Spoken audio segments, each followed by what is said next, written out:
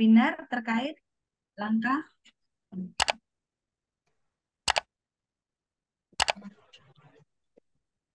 Hari ini kita mulai webinar terkait langkah praktis pelaksanaan akreditasi klinik tahun 2024. Sebelum dimulai, saya ingin mengucapkan selamat datang kepada Bapak selaku konsultan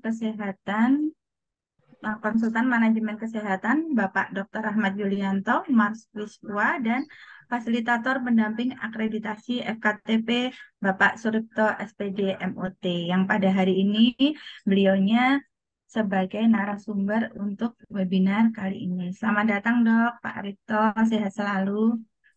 Ya, makasih Bu Ria. Ya. Untuk susunan acara saya bacakan dulu ya.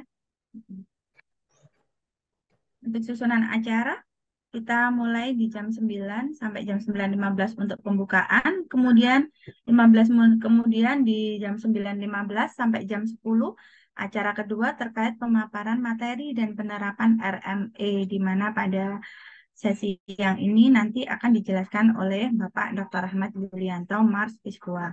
Kemudian di jam 10 sampai jam 10.15 nanti ada sesi tanya jawab, di mana tanya jawab kita pada tahap ini kita tidak membatasi terkait jumlah pertanyaan. Yang kita batasi adalah dari hal waktu. Jadi waktunya nanti kurang lebih selama 15 menit. Kemudian jam 10.15 sampai pukul 11.15 kita pemaparan materi yang kedua terkait pemahaman akreditasi klinik bab 1 dan tata kelola klinik yang akan disampaikan oleh fasilitator pendamping akreditasi FKTP. Beliaunya Bapak Suripto SPD MOT. Kemudian setelah itu dilanjut lagi dengan sesi tanya jawab dan akan acara ditutup pada jam 12. Baiklah, untuk meningkat waktu, acara kita buka dengan bacaan basmalah. Bismillahirrahmanirrahim. Semoga acara hari ini, ilmu yang kita dapat hari ini membawa berkah, barokah untuk kedepannya.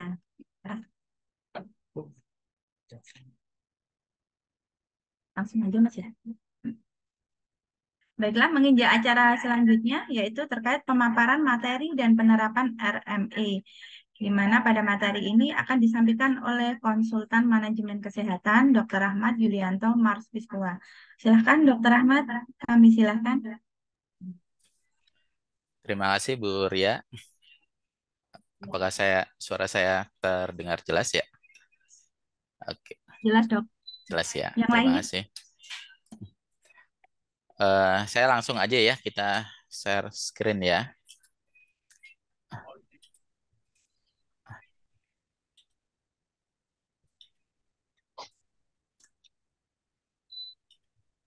Terima kasih Bapak Ibu sekalian.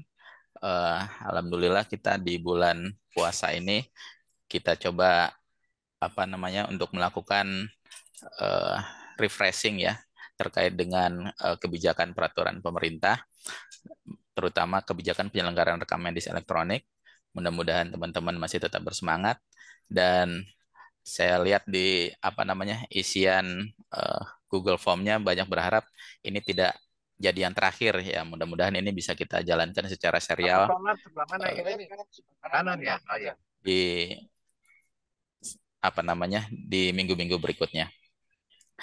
Bapak Ibu sekalian, mengenai kebijakan penyelenggaraan rekam medis, ada 3 topik yang akan saya bicarakan. Yang pertama latar belakang, yang kedua kebijakannya terkait implementasi rekam medis elektronik di Pasienkes, dan yang ketiga penutup. Yang pertama latar belakang, transformasi pelayanan kesehatan ini merupakan salah satu pilar dari kebijakan dan strategi RPJMN Kementerian Kesehatan dari tahun 2020 sampai tahun 2024. 2024 ya tahun ini. Mungkin panitia bisa bantu di mute yang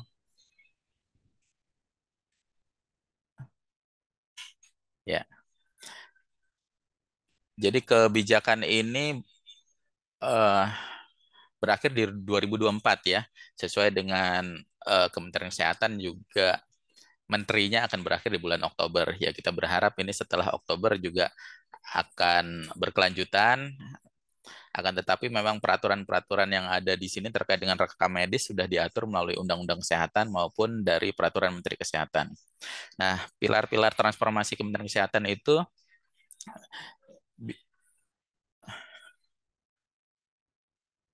bisa dilihat ada 6 pilarnya ya. Ada transformasi pelayanan primer, transformasi pelayanan rujukan, hingga transformasi teknologi kesehatan. Nah, terkait dengan rekam medis elektronik ini mencakup ketiga pilar ini. Kemudian digitalisasi rekam medis. Kenapa eh, peraturan perundangan dan Menteri Kesehatan itu meminta seluruh fasilitas pelayanan kesehatan untuk mendigitalisasi rekam medisnya? Nah, itu untuk memudahkan tenaga medis dan tenaga kesehatan untuk memberikan pelayanan yang efektif. Di mana yang pertama memudahkan untuk menelusuri riwayat kesehatan pasien. Kalau kita belum digital, masih apa namanya masih kertas. Kalau di rumah sakit aja atau di klinik itu ruangan di rekam medisnya itu apa namanya penuh dengan kertas, nyarinya susah. Kemudian kita menelusurinya nggak ketemu, akhirnya dibuat rekam medis baru sehingga terputus tuh riwayat kesehatan dari pasien yang sebelumnya gitu.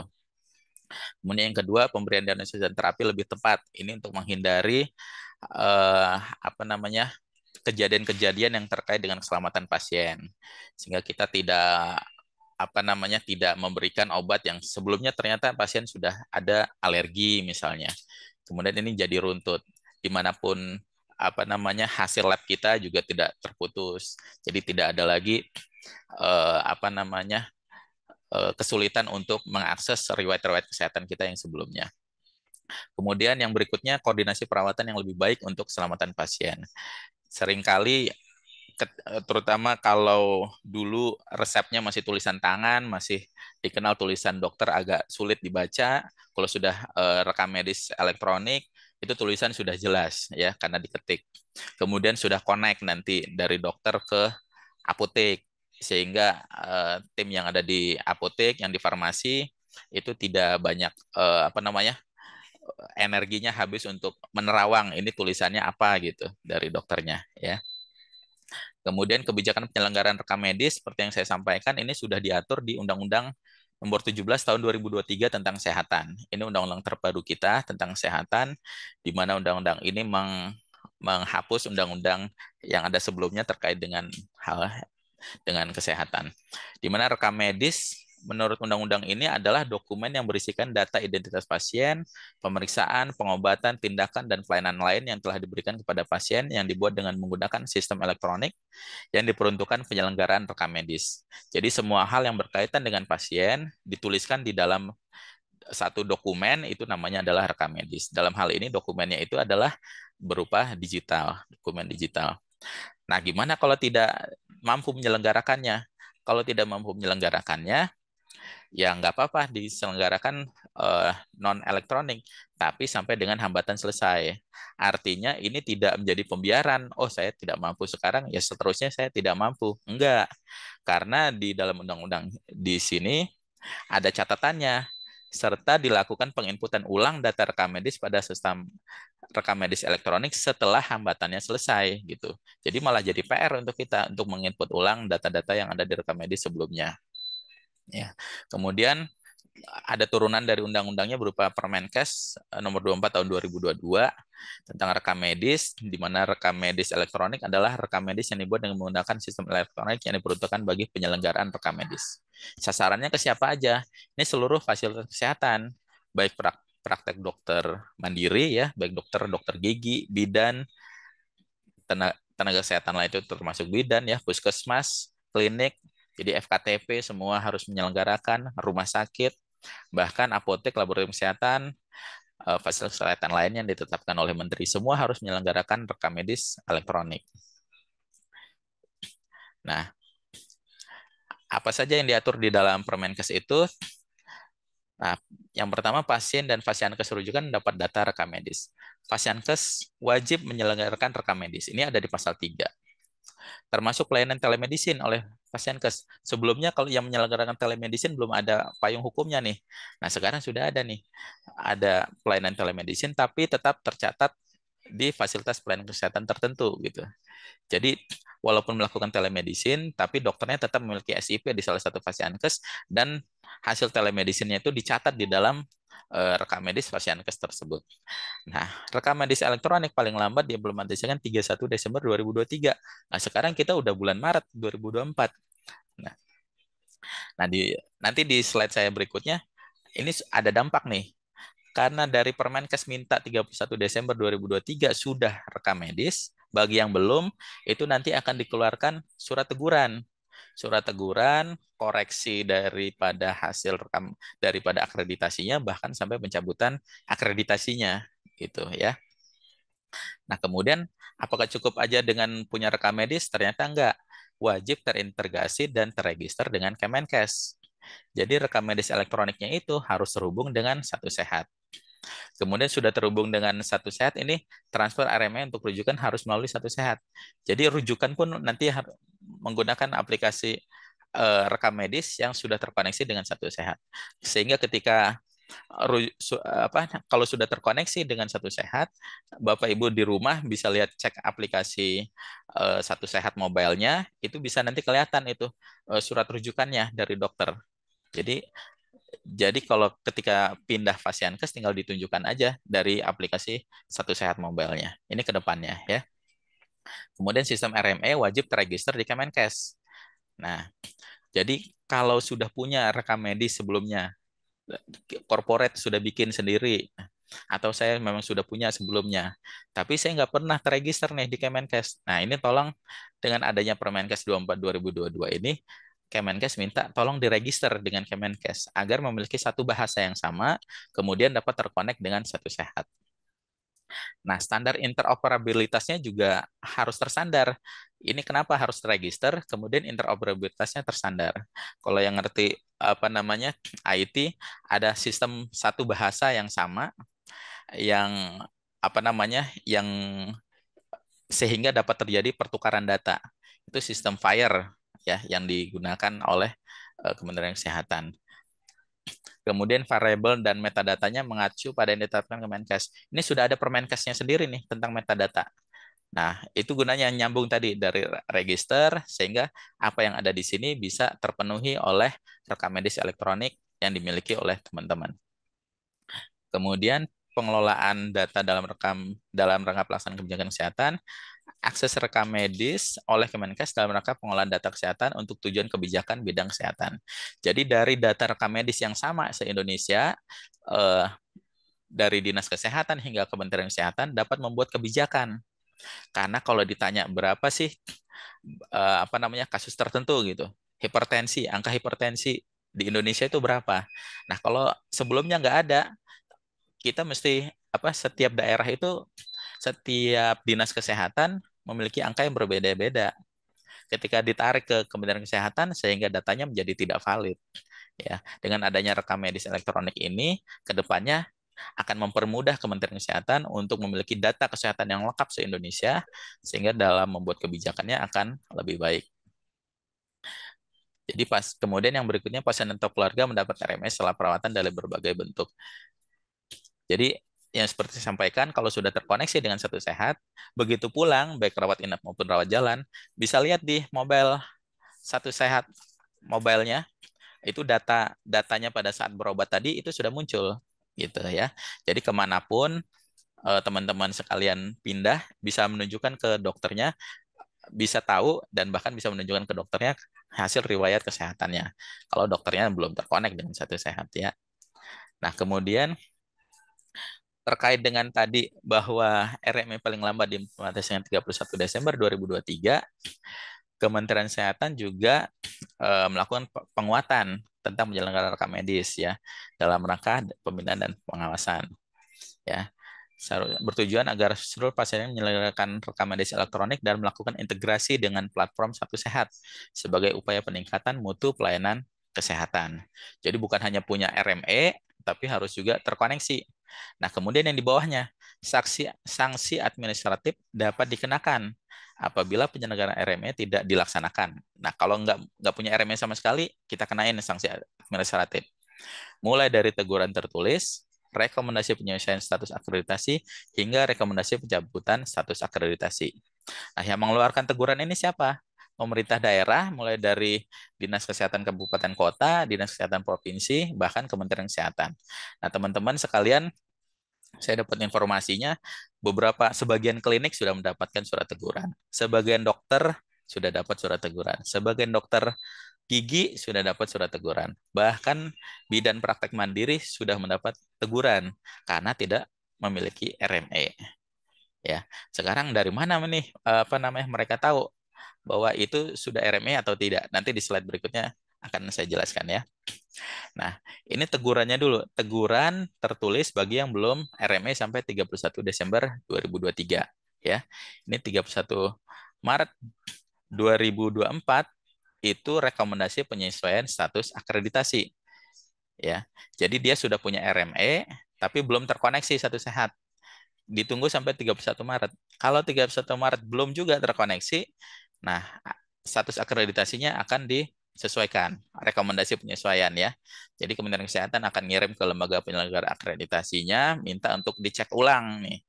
Ternyata ada ketidakpatuhan terhadap peraturan perundang-undangan nih fasilitas kesehatannya.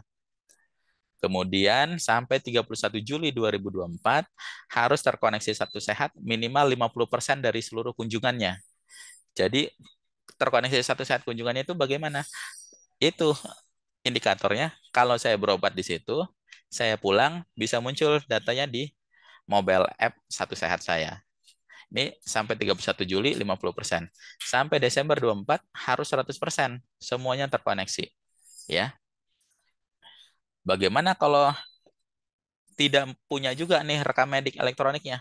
Sampai 31 Juli rekomendasi pencabutan status akreditasi ya. Baik dia sampai Juli ini, kalau dia tidak memiliki RME, kalau dia tidak terkoneksi dengan Satu Sehat. Ya. Nah, bagaimana alurnya? Saya ingin terkoneksi dengan Satu Sehat. Bagaimana alurnya? Yang pertama, teman-teman harus registrasi dulu Fasiankesnya. Ya, harus registrasi dulu. Nah, ini teman-teman akan melakukan proses registrasi, kemudian validasi dilakukan oleh Dinas Kesehatan, sehingga kemudian ada kode register. Nah, kode register ini untuk integrasi antar aplikasi. Jadi ini registrasi Fasiankes ini pintu gerbang nih, pintu gerbang ke berbagai aplikasi yang dikembangkan oleh Kementerian Kesehatan. Nanti aplikasi Aspak juga ada di sini, aplikasi DFO ada di sini, aplikasi eh, lain-lain lah SISDMK juga dari sini. Jadi ini merupakan pintu gerbangnya. Kemudian dalam dalam kita bicara tentang RME, kemudian ke DFO, aplikasi DFO. Update nih, update data. Kalau sudah punya registrasi, update data. Datanya data semua, data mengenai lokasinya, bangunannya, sarana prasarananya, dan lain-lain ya. Kemudian usulan akreditasi. Nah, usulan akreditasi nanti disampaikan di topik selanjutnya nih dengan Pak Suripto mengenai akreditasi. Tapi untuk mengusulkan akreditasi biar kliniknya dapat terkonek dengan lembaga penyelenggara akreditasi itu melalui DFO. Nah, kemudian yang ketiga mendapatkan Satu Sehat ID.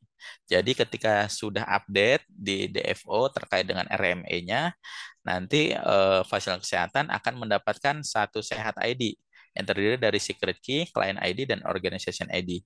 Nah, tiga kunci ini itu diserahin ke vendor kalau menggunakan pengembang ya. Kalau menggunakan vendor untuk RME-nya. Ini serahin ke mereka nih. Kalau sudah diserahin ke mereka, nanti mereka yang berproses sehingga RME kita akan connect dengan Satu Sehat.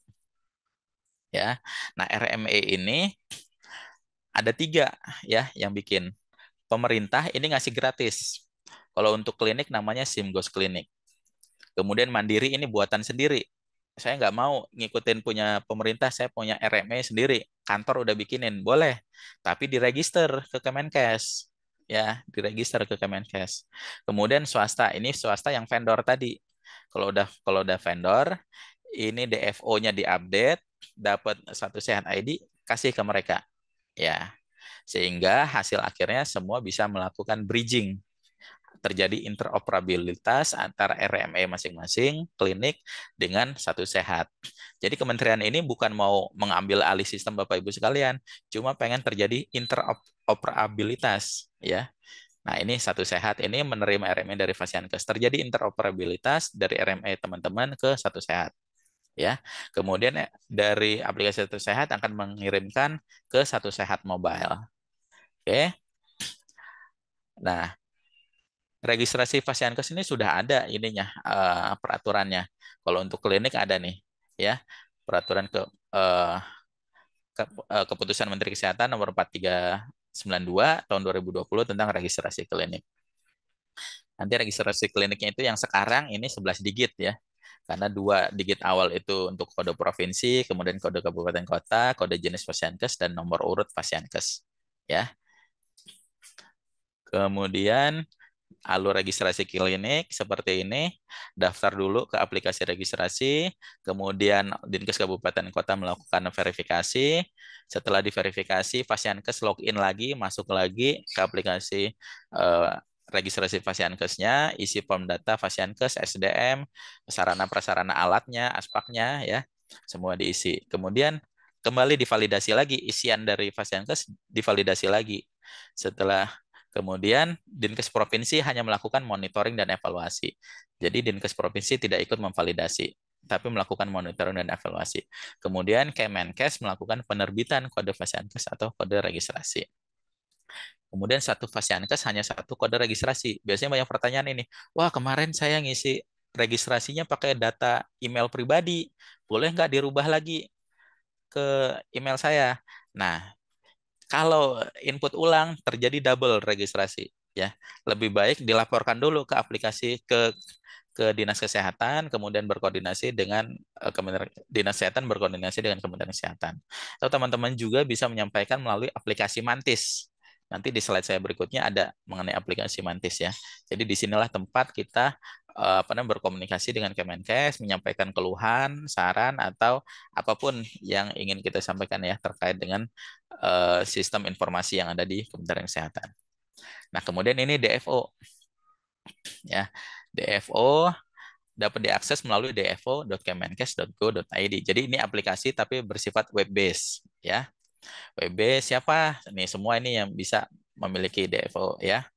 Nah, teman-teman akan melakukan self assessment dari RME-nya untuk mendapatkan Satu Sehat ID ya. Nah, loginnya ke sini. Kalau belum register tidak dapat login ya. Username dan passwordnya adalah sama dengan ketika melakukan registrasi Fasiankes. Jadi jangan dilupain tuh eh, username, email dan passwordnya dari registrasi Fasiankes karena ini menjadi kunci nih. Nah, kalau lupa jadi repot nih nanti ya. Ini jadi masuk ke DFO. Nanti di DFO Fasiankes melakukan update data, mengajukan proses akreditasi dan mendapatkan Satu Sehat ID. Nah, di Satu Sehat ID ketika sudah masuk ke DFO, cari yang RME nih. Klik RME, kemudian isi. Apakah sudah memiliki RME? Ya atau tidak? Kalau tidak, tetap diisi, diupdate aja di sini, ditulis tidak. Jangan dicuekin. Nanti kasihan Dinas Kesehatan Kabupaten Kotanya. Karena ini ke data juga oleh Kementerian Kesehatan mana yang tidak melakukan update. Ya, karena Kementerian Kesehatan juga butuh berapa klinik yang belum update, berapa klinik yang belum memiliki RME. Itu data yang berbeda antara belum update dan belum memiliki RME. Ya, jadi kalau sudah memiliki RME, klik ya. Jenis pengembangnya apa? Mau pemerintah pakai SIMGOS, klinik, atau swasta melalui provider yang sudah memiliki kerjasama. Kemudian eh, apa namanya mandiri. Nah, kalau mandiri ini diregistrasi dulu ke Kemenkes. Kalau kemudian sebutkan nama vendor atau pengembangnya. Nah, di sini pilih vendornya apa saja, ya. Kemudian variabel apa aja yang dapat beroperasi menggunakan RME. Nah, bisa aja nih belum semuanya nih. Oh, saya baru IGD sama rawat jalannya. Rawat inap saya nggak punya, jadi rawat inapnya nggak usah diklik. Saya nggak punya laboratorium, laboratoriumnya nggak usah diklik. Saya nggak punya apotek, apoteknya nggak usah diklik. Ya, jadi ini ya untuk update-nya. Nah, kemudian ini untuk mendapatkan satu set ID-nya. Nah, ini permohonan kode API-nya, diklik. Dan checklist persetujuan ya, saya telah memahami daftar ketentuan permohonan di atas, kemudian klik submit. Nah, ini yang disebut tadi itu. Satu sehat ID-nya, ada secret key, ada client ID, organization ID. Ini jangan disimpan nih, disimpan ya. Nah, ini dikasih ke vendornya. Nah, kemudian pertanyaan berikutnya. Nah, ini sudah saya kasih ke vendor A. Ternyata setelah saya evaluasi, vendor A ini nggak bagus. Saya mau ganti ke vendor B. Nggak masalah, Bapak Ibu. Kasih secret key, client ID, dan organization ID ini yang sama ke vendor B. Gitu. Jadi ini nggak berubah, walaupun ganti-ganti vendor, ininya nggak berubah nih. Datanya nggak berubah. Ya. Kemudian sudah berproses, biasanya pertanyaan selanjutnya, kok saya belum ini juga, belum belum connect juga. Nah, ini ternyata butuh waktu 3 kali 24 jam. Ya, 3 kali 24 jam untuk Kementerian Kesehatan. Apalagi kalau sekarang loadnya udah tinggi, biasanya agak lebih memanjang tuh. Tapi sabar aja teman-teman, nanti bisa dibantu ke Dinas Kesehatan Kabupaten Kotanya, minta tolong tanyain. Kemudian juga bisa isi aplikasi Mantis. Ya. Nah, ini jenis pengembangnya tadi yang saya sampaikan sebelumnya. Kalau untuk klinik ini menggunakan SIMGOS Klinik. Kalau praktek perorangan namanya ASRI. ASRI ini lebih sederhana dari SIMGOS Klinik ya. Nah, ASRI ini untuk dokter gigi dan dokter praktek dokter umum ya, dokter praktek perorangan. Dokter spesialis sama juga pakai ini kalau dia praktek perorangan ya. Bisa juga mandiri, bikin sendiri nih. Misalnya Pertamina bikin, klinik Pertamina bikin sendiri. Eh, ya nggak apa-apa, tapi RME-nya diregistrasikan ke Kemenkes. Dan ini kalau vendornya juga harus terregistrasi dengan Kemenkes ya. Jangan pilih vendor yang tidak terregistrasi, nanti repot. Karena butuh waktu vendornya ini untuk terakreditasi oleh Kemenkes ya. Karena vendornya sendiri perlu terregister oleh Kemenkes. Nah, kalau pengen yang gratisan dari pemerintah, ini linknya bisa tinggal diklik. Nanti ini ada panduan-panduannya, ya.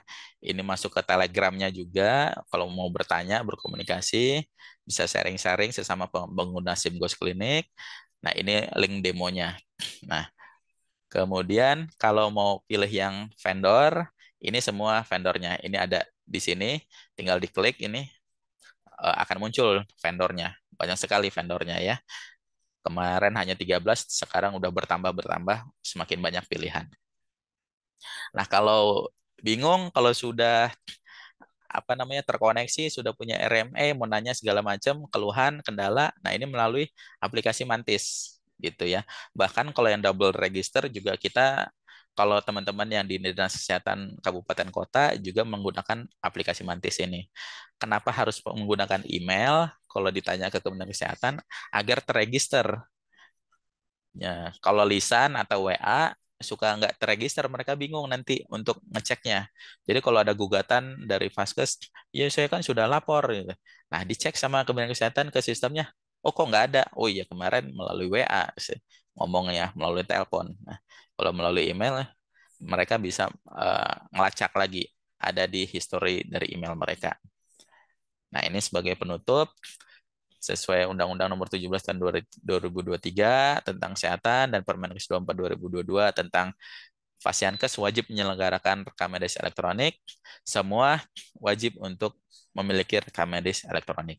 Kalau belum, akan ada sanksi administratif. Ya, Kemenkes sudah untuk saksi teguran tertulis sudah dikirimkan ke semua. Ya, kemudian nanti di akhir Maret ini juga mereka akan mengevaluasi bisa saja nanti teman-teman yang sudah terakreditasi akan dikirimin rekomendasi penyesuaian status akreditasi, bahkan nanti di bulan Juli bisa sampai pencabutan status akreditasinya. Nah, ini terima kasih. Mungkin itu yang dapat saya sampaikan. Saya kembalikan ke Bu Ria.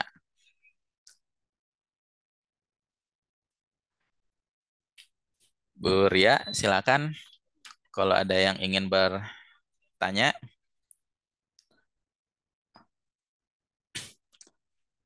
atau teman-teman. Terima kasih paparannya dari Dr. Rahmat. Iya. Ini kayaknya udah banyak yang dapat teguran ini dok ya. Dari beberapa klinik karena kemarin kan tercatat baru kurang lebih sekitar 20% ya untuk klinik-klinik yang baru mendaftarkan di akreditasi. Masih banyak banget ini yang belum akreditasi.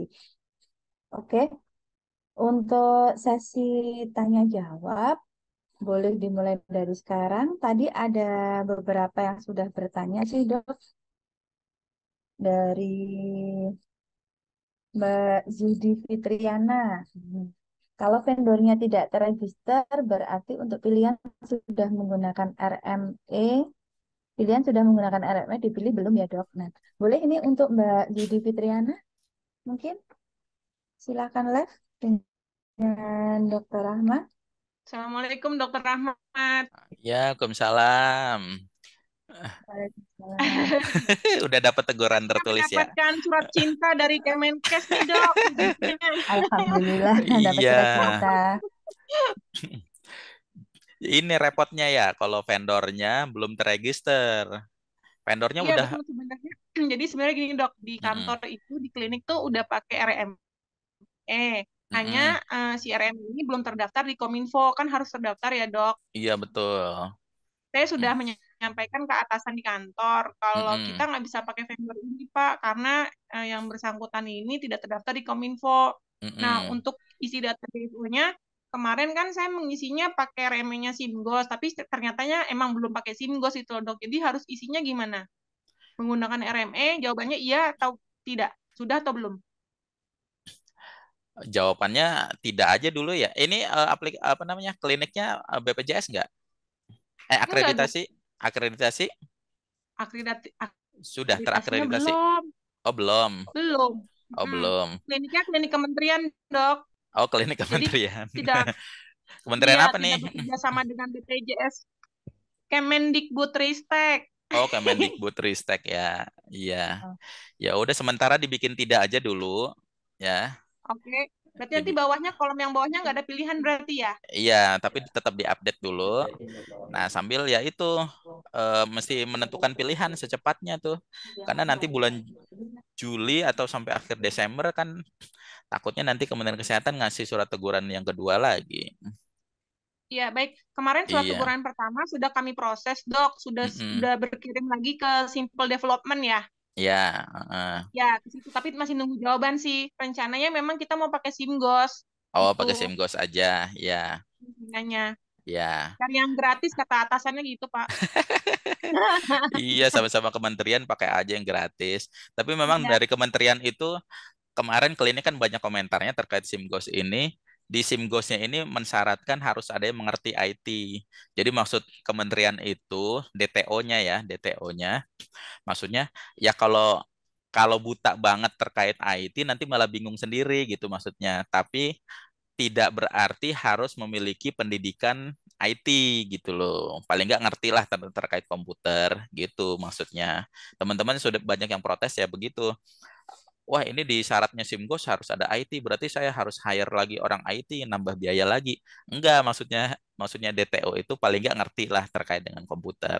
Jadi nggak buta banget, karena tetap harus ada yang diisi-isi gitu, harus ada yang dikonekin-konekin gitu. Hmm. Ya dok, maaf mau tanya lagi. Kan Kementerian Kemendikbudristek kan ada dua klinik ya dok. Yang satu di Mm-mm, Jakarta Pusat, yang satu mm-mm, lagi di Jakarta Selatan. mm-mm, Nah, yang sedang proses itu, yang baru proses itu yang di Jakarta Selatan.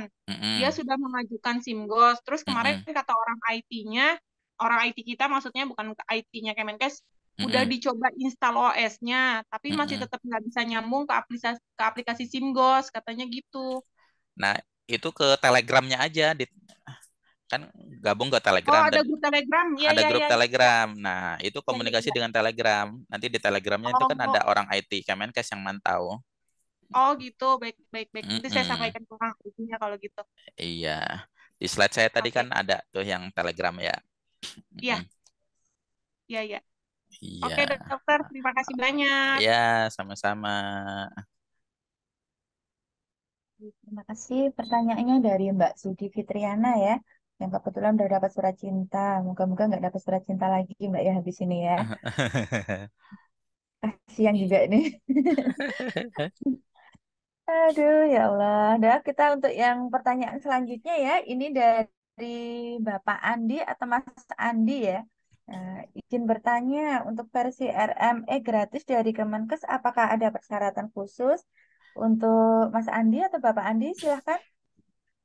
Baik, selamat pagi dok. Assalamualaikum warahmatullahi wabarakatuh. Waalaikumsalam warahmatullahi Waalaikumsalam. wabarakatuh. Dok, izin bertanya terkait Ya, dengan versi Kemenkes ini apa ada persyaratan khusus? Yang pertama, ya, saya mau informasikan juga klinik klinik kami memang sudah dapat teguran. mm-mm, Kan kami kendalanya adalah kami klinik ini kan benar-benar tradisional banget gitu dok. Semuanya mm-mm, penjatan manual dan kita sebenarnya hanya klinik Vaskes Pratama gitu ya, cuma mm-mm. melayani pelayanan umum sama ada pengobatan. Nah, menurut dokter nih, selain saya tadi untuk versi RME yang gratis, apa saja sih persyaratan-persyaratan yang harus disiapin dok untuk klinik-klinik seperti kami yang masih kecil gitu dok, masih sederhana banget untuk memulai. Karena tentunya untuk memulai sistem RME ini kan butuh biaya dok dan itu cukup besar juga gitu. Nah, biasanya kami terkendala dengan biaya ini dok gitu loh. Ya. Mungkin bisa dibantu dok, terima kasih. Ini saya share ulang ya ininya yang terkait dengan SIM Ghost Clinic ya. Udah tampil belum ya? Nah, ini teman-teman bisa lihat Sudah. aja ya. Oh, di sini kan ada mana ya, bentar. Nah, di sini ada penjelasan tentang SIM Ghost, formulir pendaftarannya, kemudian nah di sini nanti akan ada apa namanya? eh, penjelasan secara lengkapnya tentang apa saja sih kebutuhannya. Tapi sebenarnya sih nggak, ya instalasi komputer biasa lah ya. Dia juga nggak perlu butuh yang speknya yang tinggi gitu. Yang penting ada komputer. Ya kita udah bicara rekam medis elektronik, jangan sampai nggak ada komputer nanti. Ya paling nggak ada komputer, ada laptop gitu. Speknya juga nggak terlalu lemot banget. Kemudian ada beberapa titik, terutama apa namanya pendaftaran dan ruang dokter ya. Karena yang pertama terintegrasi itu disyaratkan adalah pendaftaran yang sampai 100%, 50% itu pendaftarannya sama pelayanan di dokternya. Paling nggak ada dua komputer, speknya nggak terlalu tinggi. Kemudian mengenai IT, ya yang penting ngerti komputer lah gitu. Nanti kan juga kalau misalnya ada bingung-bingung kan ada Telegram, nanti bisa ditanyakan aja di Telegram tersebut gitu. Ya, mudah-mudahan sih bisa ya, karena ini sudah didesain oleh Kementerian Kesehatan, bisa digunakan seluruh Indonesia, mulai dari Aceh sampai Papua gitu. Jadi saya yakin speknya sih nggak terlalu tinggi. Gitu. Oh, jadi Gitu ya Mas nggak Andi ya. perlu yang terlalu Mm-mm. memorinya besar atau gimana ini gimana gitu. Iya, itu nanti komunikasi sama mereka aja, karena kan setiap laptop, setiap apa namanya komputer nanti speknya kan beda-beda. Betul, Kalau saya, betul. iya, sama-sama Core i5, tapi di saya dengan di teman itu kadang lemotnya beda karena ada RAM-nya yang berbeda gitu. Betul, Ya, betul. aplikasinya yang banyak, satu aplikasinya banyak, satu aplikasinya nggak ada, cuma itu nanti kecepatannya kan juga beda. Lebih baik nanti diskusi di Telegram, Mas, kalau untuk yang Oh, spek khususnya tadi. Mm-mm. baik, baik dok. Ya, terima kasih dok atas informasinya. Ya, sama-sama. Itu ada yang raise hand, Bu Ria. Hmm.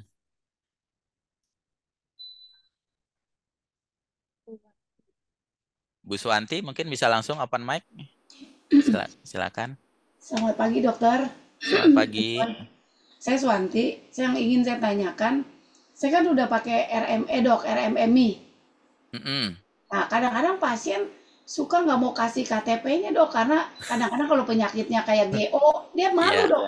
Karena ada pasien tuh GO. Saya iya. bilang, mas bawa KTP nggak? Aduh dok nggak bawa. Sebagai udah kalau sampai rumah kamu fotoin ya. Nggak difotoin dok. Kata dia, nah, itu satu yang saya mau tanya. Terus yang kedua, apakah rahasia pasien ini terjamin? Terus yang ketiga, bagaimana saya bisa tahu kalau RMMI ini sudah terregister dengan Satu Sehat? Oh, Ya, terus lagi pertanyaan saya lagi, SIMKOS ini kan dokter bilang free dari negara. ya betul. Apakah ini ada jarak waktunya berapa tahun selanjutnya Ya, kita bayar atau selamanya? ya. Nah, itu Oke. aja dokter. Terima Ya, kasih banyak. yang, yang pertama ini unik sih ya, pasien nggak mau ngasih KTP, nggak mau terregister. Ya untuk yang ini di backup dengan data manual dulu deh Bu, di rekam medis manual. Habis Boleh. itu dikomunikasiin aja di Mantis gitu ya. Ibu Ibu kirim email ke Mantis sehingga Kementerian Kesehatan juga tahu ada kasus-kasus seperti ini di Indonesia gitu. Harus Baik, seperti dokter. apa gitu. Terus yang kedua tadi kerahasiaan data ya. Kerahasiaan data dijamin oleh Kementerian Kesehatan karena Kementerian Kesehatan juga di backup oleh Badan Sandi Negara. Jadi ini memang banyak yang mempertanyakan di awal, tapi Kementerian Kesehatan juga sudah menjamin kerahasiaan data akan terjaga karena mereka juga di backup oleh Badan Sandi Negara. Dan yang terpenting sebenarnya server tetap di tempat masing-masing, di kliniknya masing-masing. Jadi Kementerian dengan terintegrasi dengan Satu Sehat bukan berarti data-data pasien itu diambil alih oleh kementerian, enggak. Ini kan interoperabilitas. Jadi data eh, eh, gudang datanya itu tetap ada di server masing-masing. Cuma Kementerian di Satu Sehat ini, Ibu memberi akses ke Satu Sehat untuk kalau mereka minta data nama pasien, Ibu ngasih. Kalau minta nama diagnosa, Ibu ngasih. Gitu. Namanya interoperabilitas. Tapi datanya tetap ada di server masing-masing, Bu. Gitu. Oke, dokter. Ya. Kemudian yang ketiga, apa tadi ya? Saya kok jadi lupa. Simgos, dokter. SIMGOS, Simgos oh apa? iya. SIMGOS ini 3 tahun Bu, gratisnya Bu. 3 tahun terhitung dari tahun kemarin ya, berarti tinggal 2 tahun lagi. Selanjutnya bayar berapa, dok, per tahun? Nah, itu belum dikeluarkan oleh Kementerian Kesehatan, Berarti tapi harusnya lebih murah ya dibanding yang lain ya. boleh kita Iya. install. Sampai sekarang belum ngomong tuh. Kayaknya belum ada tentang Kepmenkes tentang tarif SIMGOS ya. Dulu juga untuk rumah sakit ada SIMGOS RS. Itu gratis juga. Akhirnya mereka bukan ditarifin, Bu, tapi kayaknya dimati surikan. Karena teman-teman rumah sakit akhirnya banyak yang menggunakan vendor atau bikin sendiri. Mungkin bisa seperti itu atau nanti akan keluar tarif. Kita tunggu aja, Bu, 1-2 tahun lagi. Oh iya, dokter. Selagi Untuk gratis, gunain aja dulu, Bu. iya, dokter. Iya. Kalau untuk tahu bahwa RMI ini sudah terverifikasi dengan Satu Sehat, gimana, dokter? Nah, Ibu cek di sini, Bu. Ini di paparannya. Nah, ini Ibu cek. Ini tampil ya. Ibu masuk ke ini Iya, sistem RMI list. Nah, nanti di search di situ. baik, dokter. Kalau ada di situ berarti sudah terregister. Kalau Baik, nggak dokter. ada di sini, ini kan ada daftar perusahaan. Nah, di sini menu pencarian. Tulisan aja nih RMMI. Muncul nggak di sini? Ya, kalau nggak muncul di sini berarti dia belum terregister. Oh, baik, dokter. Dok, boleh nanya satu lagi? Boleh? Eh, kan aku pakai RMMI. Jadi ada satu pasien dia datang karena cuma lemes aja, dok. Dia cuma mau suntik vitamin C. Nah, di situ diagnosanya saya tulis tanpa diagnose, saya pilihan di situ. Tapi kok nggak bisa dilanjutin ya, dok? Gimana tuh, dok? Iya, nggak bisa, bukan tanpa diagnosa dong, Bu. Kan ada Z00, Bu, pemeriksaan umum. Oh iya, baik, Iya. dokter. Ada, Bu, di ICD-10 ada kode-kode untuk yang hanya cuma pemeriksaan. Z00 salah satunya. Iya, baik, dokter. Mm-mm. Terima kasih, dokter. Ya, Bu Ria gimana? Masih ada waktu? Apa mau kita bacain lagi? Masih di mute, Bu Ria?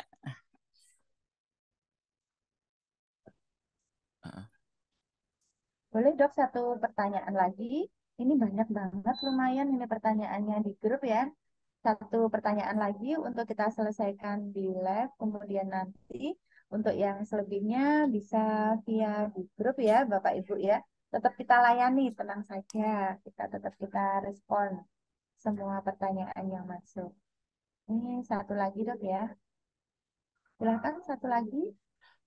Ini untuk simbol. Mungkin dari Dokter Nusia nih ya, yang agak menarik nih menurut saya nih. Dari Dokter Nusia. Dokter Nusia kasih. S. Zamsiar nih. Iya, Ya. makasih Dokter Rahmat. Panjang Ya. nih nanya. Dok. Ya. Ini Terima takutnya kasih, Dok. double Jadi, register ya. ya itu dia. Kami sudah daftar di RME, sudah RME dan sudah Satu Sehat. Terus kan pakai email address sama password. Mm-mm. Terus waktu itu dari Dinkes ada webinar juga diajak ikut webinar mengenai SIS DMK. Mm-mm. Nah, dia bilang SIS DMK ini kan wajib juga. Jadi Iya. untuk masuk login passwordnya harus sama dengan yang di DFO. Mm-mm. Nah, dicoba tuh Dok masuk untuk Mm-mm. login, tapi kok tulisannya password dan email address dan password salah. Terus saya coba lagi, Iya. saya sampai tanya sama IT, bener Heeh. nggak sih? Bener katanya. Terus gimana kok nggak bisa masuk? Jadi Heeh. mau ganti, kata staff saya, dia bilang ganti aja Dok password. Lah nanti beda Nggak email balik. address sama password jadi 2 kali daftar kita kan. Mm-mm. Nah itu bagaimana baiknya? Saya tanya ke job apa help desk-nya SISDMK kagak dijawab-jawab itu emailnya. Ibu di Jakarta Ya apa di Jakarta Selatan ya. Jakarta Selatan. Jadi Ibu Ya. pertama koordinasi dulu dengan Jakarta Selatan, dengan Sudin Kesehatan Eh, Jakarta Selatan, ya. Sudinkes ya. Koordinasi Menyampaikan. maksudnya cari kontak personnya. Ya, kalau udah punya kontak personnya kan biasanya ada grup kliniknya itu bisa nyampein di situ Iya. atau ketemu Oke. dengan mereka menyampaikan keluhan Ya. ibu ini yang apa ibu Ya. tulis atau sampaikan. Nah, kemudian untuk bertanya apakah memang benar double register atau hanya Iya. sekedar lupa password. Kayaknya kalau Nggak lupa lupa password sih padahal. iya mungkin double register ya. Nah, kalau Iya. double register salah satunya harus dihapus. Nah, untuk Jadi penghapusannya berarti itu yang bisa melakukan dari Dinkes Kabupaten Kota, Bu. oh gitu. Gitu. Sebentar. Jadi Jadi, salah satu kan memang yang ada email address dan password baru yang DFO, yang mm, DFO-nya. Nah, iya, yang berarti SIS DMK-nya belum ada itu, Pak, karena iya katanya makanya salah gitu. makanya Ibu ke Sudin dulu untuk Oh gitu. memastikan apakah benar double Iya, iya. register atau enggak. Oh Di iya, iya, mana iya. Baik. di mana kendalanya kan nanti dari Sudin bisa bisa menelusur tuh. Oh, baiklah. Heeh. Kalau memang Terima kasih benar banyak. kalau memang benar double register, nanti salah Ya. satunya itu akan dihapus. Tapi yang Yang bisa menghapus menghapus itu Dinkes. Kemenkes atas usulan Oh, dari Dinas Kesehatan Kabupaten Kota oh begitu. melalui Iya, iya. aplikasi Mantis. Jadi nanti bahkan Oh perlu ya. surat dulu dari Kepala Sudinkes, Bu, untuk penghapusan kode register. Karena Oh nanti kan gitu. kementeriannya nggak mau disalahin, tiba-tiba Iya, dihapus, pastilah. nggak ada Iya. dasarnya. Iya, Nah, kalau perlu surat dihapus dari berarti Kepala Sudinkesnya. Salah satu ya yang nanti double, ya. Jadi i- misalnya DFO-nya yang dihapus gitu, saya berarti harus ulang DFO-nya. oh Oh enggak Bu, enggak. enggak. Ya. Kan di paparan saya disebutkan bahwa Rek Fasiankes jadi pintu masuknya. Mungkin nanti Iya, ditelusur betul. ke Rek Fasiankesnya. Jangan-jangan ada dua tuh data di Rek Fasiankesnya. Oh iya, tapi baru sekali sih nyoba. Ya Iya, baik, terima kasih makanya perlu Dokter Rahmat. ditelusur, Maaf perlu nih. ditelusur. Iya, Iya, heeh. iya. Makasih banyak. Ya, Maaf nih sama-sama. karena masih bingung juga. Baik, Iya, Mas Andi. oh iya, Assalamualaikum. Waalaikumsalam.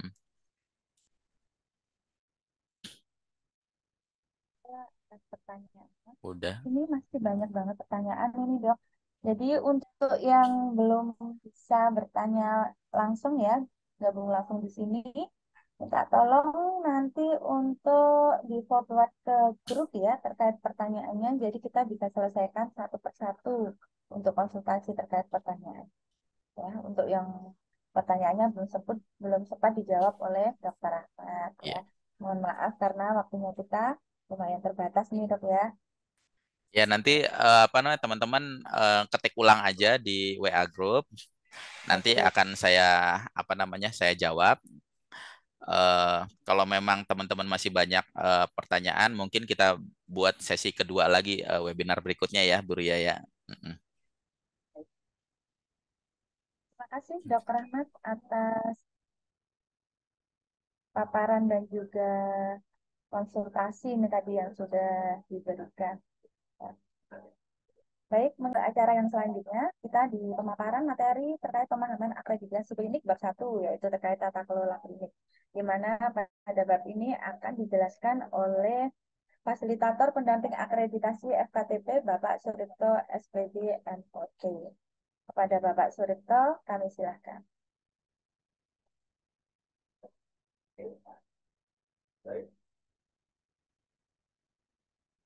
Pak Ripto.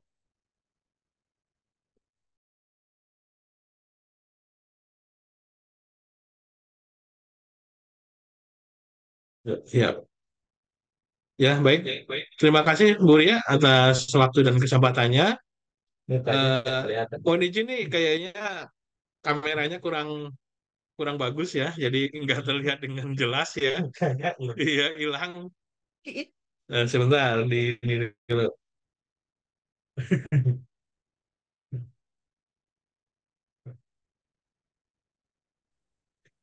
Pak Rito puasanya berhasil kayaknya. Cuci mukanya. Mana ya kemarin itu? Terus aku juga lupa ya. Eh, yang mana Mas? Saya kok jadi lupa?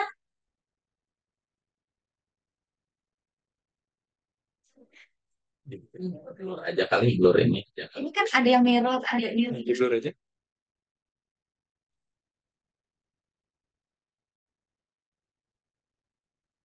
Lihat dulu Pak. Ini biasanya merah di sana ya.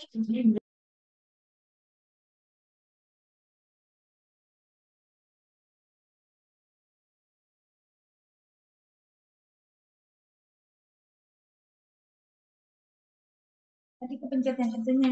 Gantengnya udah kelihatan Pak Rito. Ya, baik.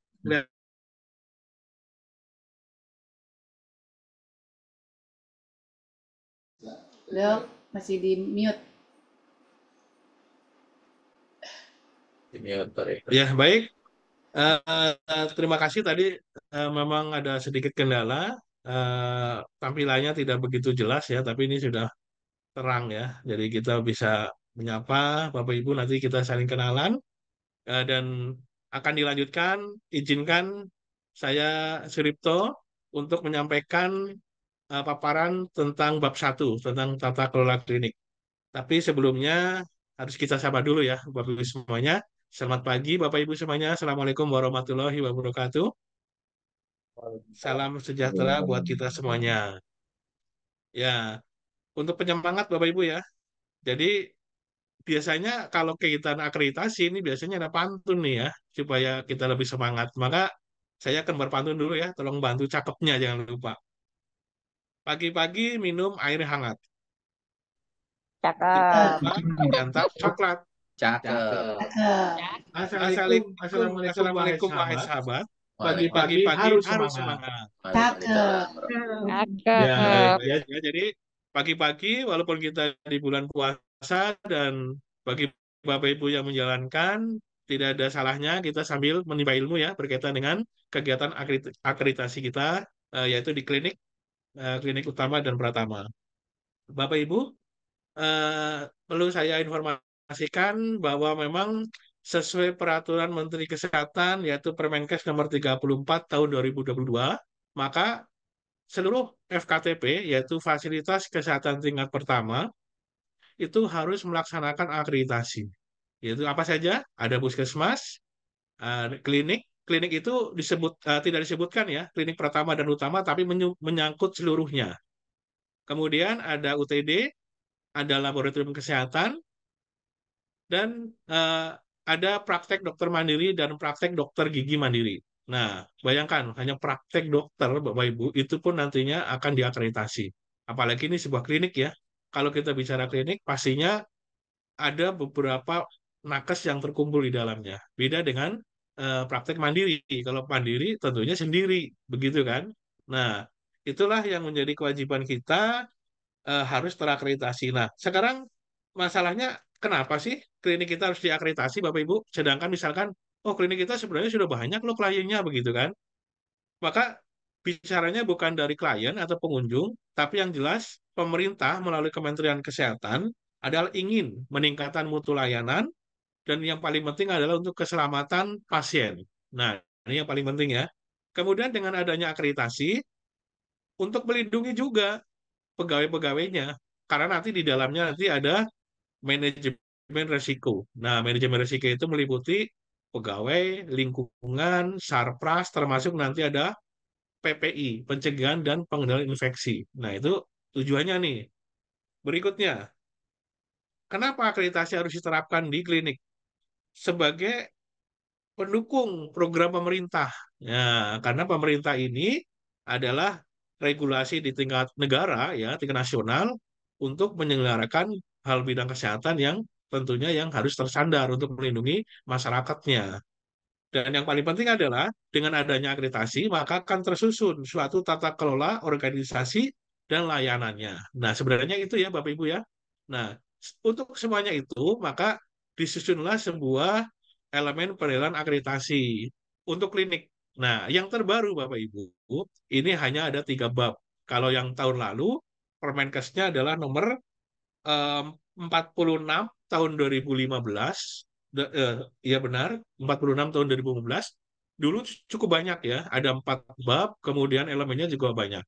Tapi yang untuk tahun ini, yang update, yang terbaru, Permenkes 34 tahun 2022, itu cukup 3 bab. Nah, khusus untuk bab 1, ini juga tidak banyak, sebenarnya hanya ada 4 standar. Hanya ada 4 standar, kemudian ada 9 elemen penilaian, gitu ya. Nah, kita mulai fokus Bapak Ibu. Barangkali nanti ada yang perlu dicatat, silahkan dicatat sebagai masukan ya. Nanti ketika Bapak Ibu kliniknya akan melaksanakan akreditasi, maka ini menjadi hal yang penting. Nah, kita bicara bab 1, hanya ada 4 besar saja pengelompokannya. Yaitu standar 1 bicara tentang perorganisasian klinik, ya, pengorganisasian klinik.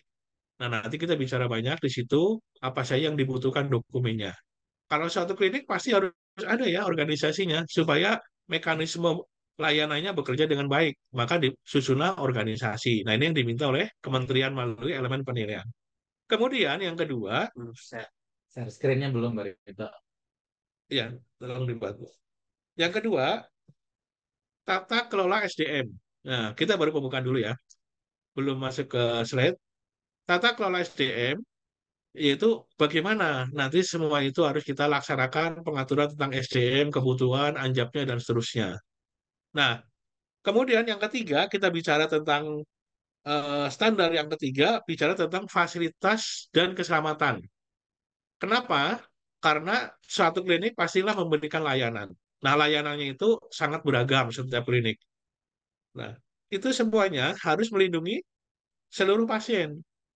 Bahkan lingkungan kliniknya pun harus aman, ya, harus aman dari segala macam yang bisa mengancam kepada siapa? Kepada pengunjung, kepada petugas-petugasnya, dan kepada seluruh yang ada di area itu. Termasuk nanti ada sarprasnya harus aman begitu, ya. Itu nanti akan disampaikan di standar ketiga, yaitu tentang fasilitas keselamatan. Nah, dan yang keempat, yang terakhir untuk pembahasan bab 1, Bapak Ibu, klinik ini sebaiknya tidak berdiri sendiri, begitu ya. Karena nantinya akan ada semacam sistem, ya. Contohnya, klinik ketika akan berdiri biasanya nanti akan ada disarankan MOU dengan puskesmas setempat. Mungkin akan ada MOU lainnya. Maka perlu yang namanya adalah kerjasama. Nah, nanti untuk standar keempat itu bidangnya adalah bidang atau area kerjasama. Jadi ada 4 ya. Kita bicara bab 1 itu ada 4 standar. Yang pertama, tolong diingat tentang perorganisasian. Yang kedua tentang tata kelola SDM, ya. Yang ketiga tentang fasilitas keselamatan, dan yang keempat tentang kerjasama. Nah, ini yang paling penting ya. Nah, kemudian untuk melaksanakan sebuah kegiatan akreditasi, baik klinik pratama atau utama, apakah susah? Pertanyaan kan gitu kan, selalu kan. Apakah sulit nih Pak? Gitu kan. Sebenarnya tidak terlalu sulit. Ya. Apakah mulai dari nol semuanya atau klinik? Tidak. Saya yakin tidak mulai dari nol. Ya. Karena apa? Karena klinik itu pastinya begitu dia mendirikan klinik pasti harus mengusulkan surat perizinan kan. Nah, maka surat perizinan itu sebenarnya Bapak Ibu itu sudah ada beberapa yang disampaikan dalam dokumennya. Nah, contohnya yang jelas pasti nanti diminta kan kayak struktur organisasinya, visi misinya, dan seterusnya. Bahkan ada denah lokasinya, informasi apa tentang layanannya, ketenagaannya kan pada saat pengajuan izin itu pasti ada dokumennya Bapak Ibu, ya. Nah, kalau klinik ini sudah terdaftar ya, artinya ada izinnya, pasti ada dokumennya, jadi nggak dari nol semuanya. Nah, baru nanti kalau klinik ini sudah terdaftar, mempunyai izin, maka diwajibkan nanti terregistrasi di kementerian. Nah, itu ya. Baik, sekarang kita masuk saja ke materi inti ya. Sebentar, share screen. Benar juga, Pak. Bukan saya sebenarnya apa saya? Bapak, Saya aja. ya, ya, Udah tuh. ya, siap. Ya, kita langsung masuk saja ya ke slide berikutnya. Nah, di sini Bapak Ibu. Nah, klinik ini adalah fasilitas pelayanan kesehatan yang menyediakan layanan kesehatan ya. Jadi ada pelayanan medik dasar untuk klinik yang pertama atau untuk pelayanan spesialistik ya atau secara komprehensif. Ini biasanya dilaksanakan di klinik utama ya. Nah, semuanya itu nanti harus memenuhi semua standar yang ada begitu. Dan pelayanan ini harus secara berkesinambungan. Oke, lanjut. Nah, ini dia. Untuk Permenkes yang lalu, Bapak Ibu ya, yang tahun lalu, yaitu Permenkes nomor 46 tahun 2015, ini sebenarnya akreditasi sudah dicanangkan oleh kementerian dari tahun 2015. Tetapi saat itu, yang pertama wajib adalah klinik pratama waktu yang dulu. Klinik utama malah belum diwajibkan, dan puskesmas.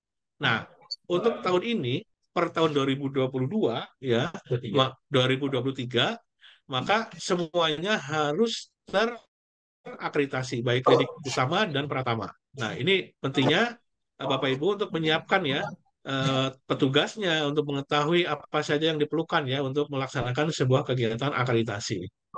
Baik, next slide.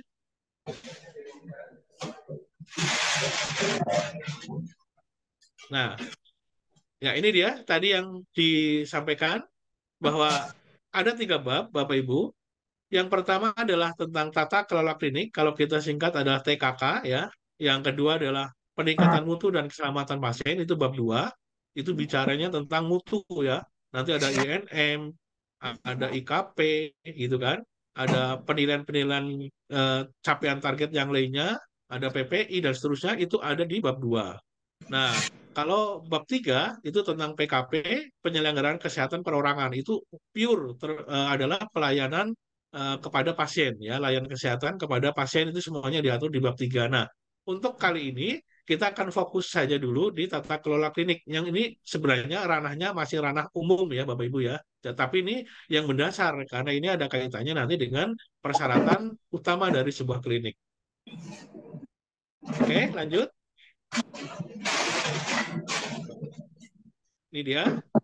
Tadi sudah disampaikan di depan ya, untuk mengulangi lagi ya, supaya lebih jelas, bahwa di bab 1 tentang tata kelola klinik, ini ada 4 standar, yaitu standar 1 tentang pengorganisasian, standar 2 tentang sumber daya manusia atau SDM, standar ketiga tentang fasilitas keselamatan, dan standar yang keempat tentang tata kelola kerjasama. Ya, lanjut ya, nanti akan dijelaskan panjang lebar, lebih dalam. Nah, sekarang gambaran umum dulu, kita masukkan gambaran umum. Ya, next slide.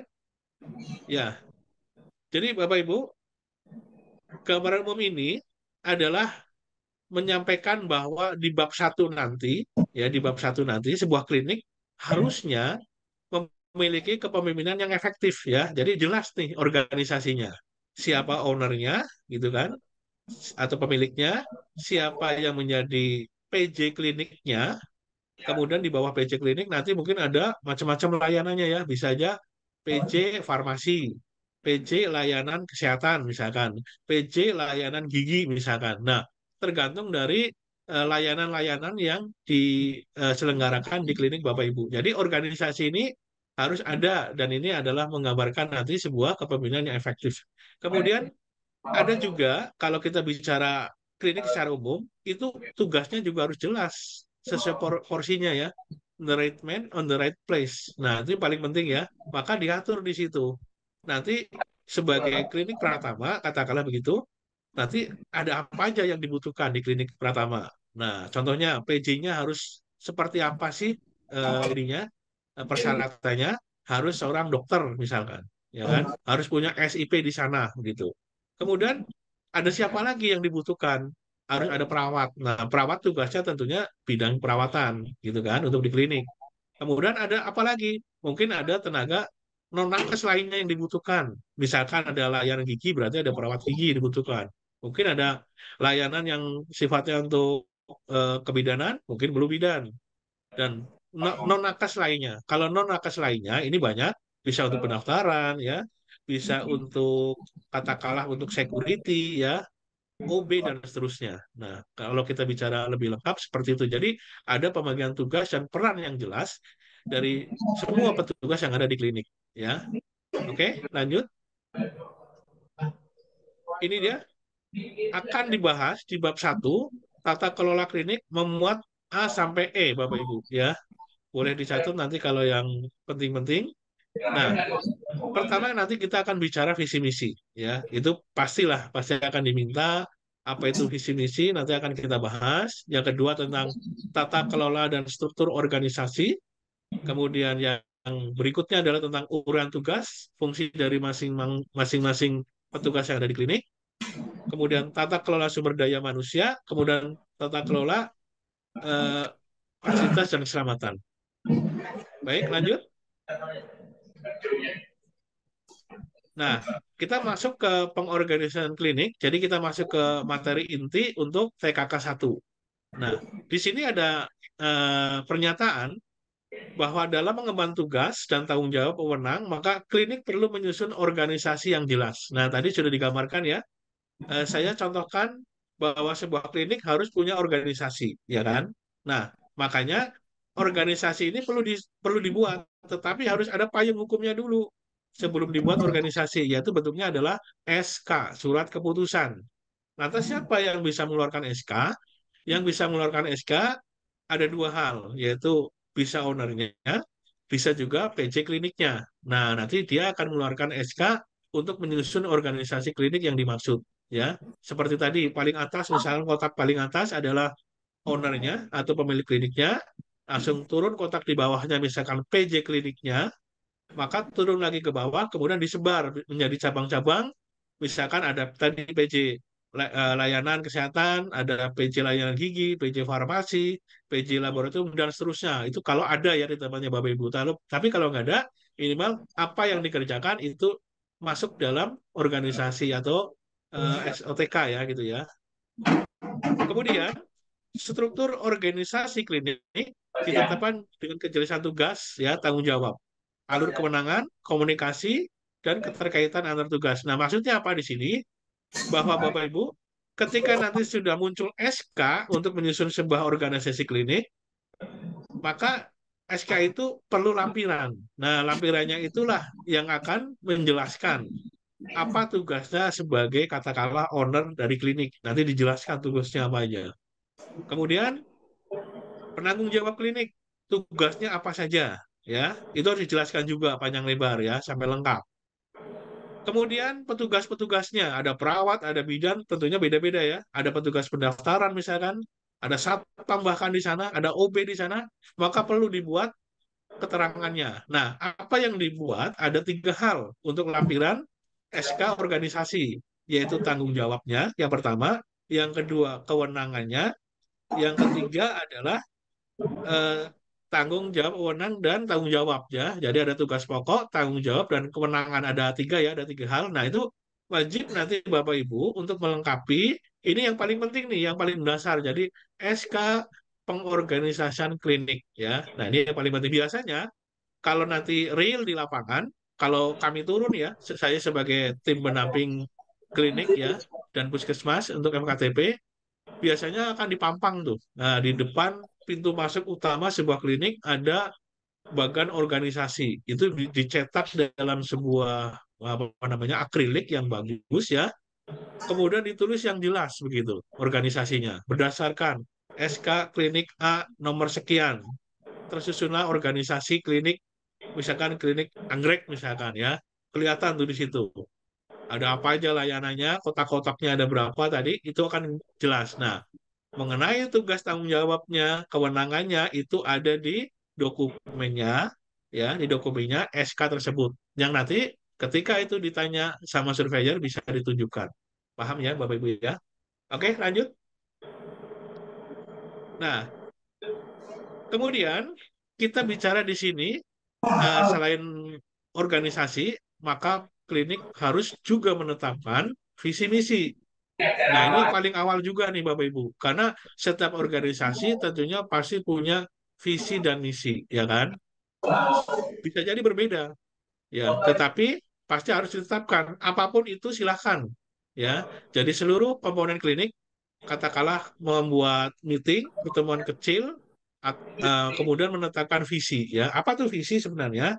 Visi itu sebenarnya gambaran besar dari sebuah klinik untuk mencapai suatu tujuan. Itu visi, ya. Jadi kayak mimpi dan angan-angan. Nah, kemudian kalau visi itu adalah mimpi yang besar atau gambaran yang besar, maka misinya ini yang harus kita laksanakan untuk mencapai anggaran angan-angan tadi atau mimpi yang besar tadi, maka misinya harus dilaksanakan sesuai dengan visi. Nah, contohnya visinya klinik kami, klinik anggrek misalkan ya, akan menjadi sebuah klinik yang bertaraf nasional, menjadi pilihan masyarakat terbaik di Jakarta misalkan ya.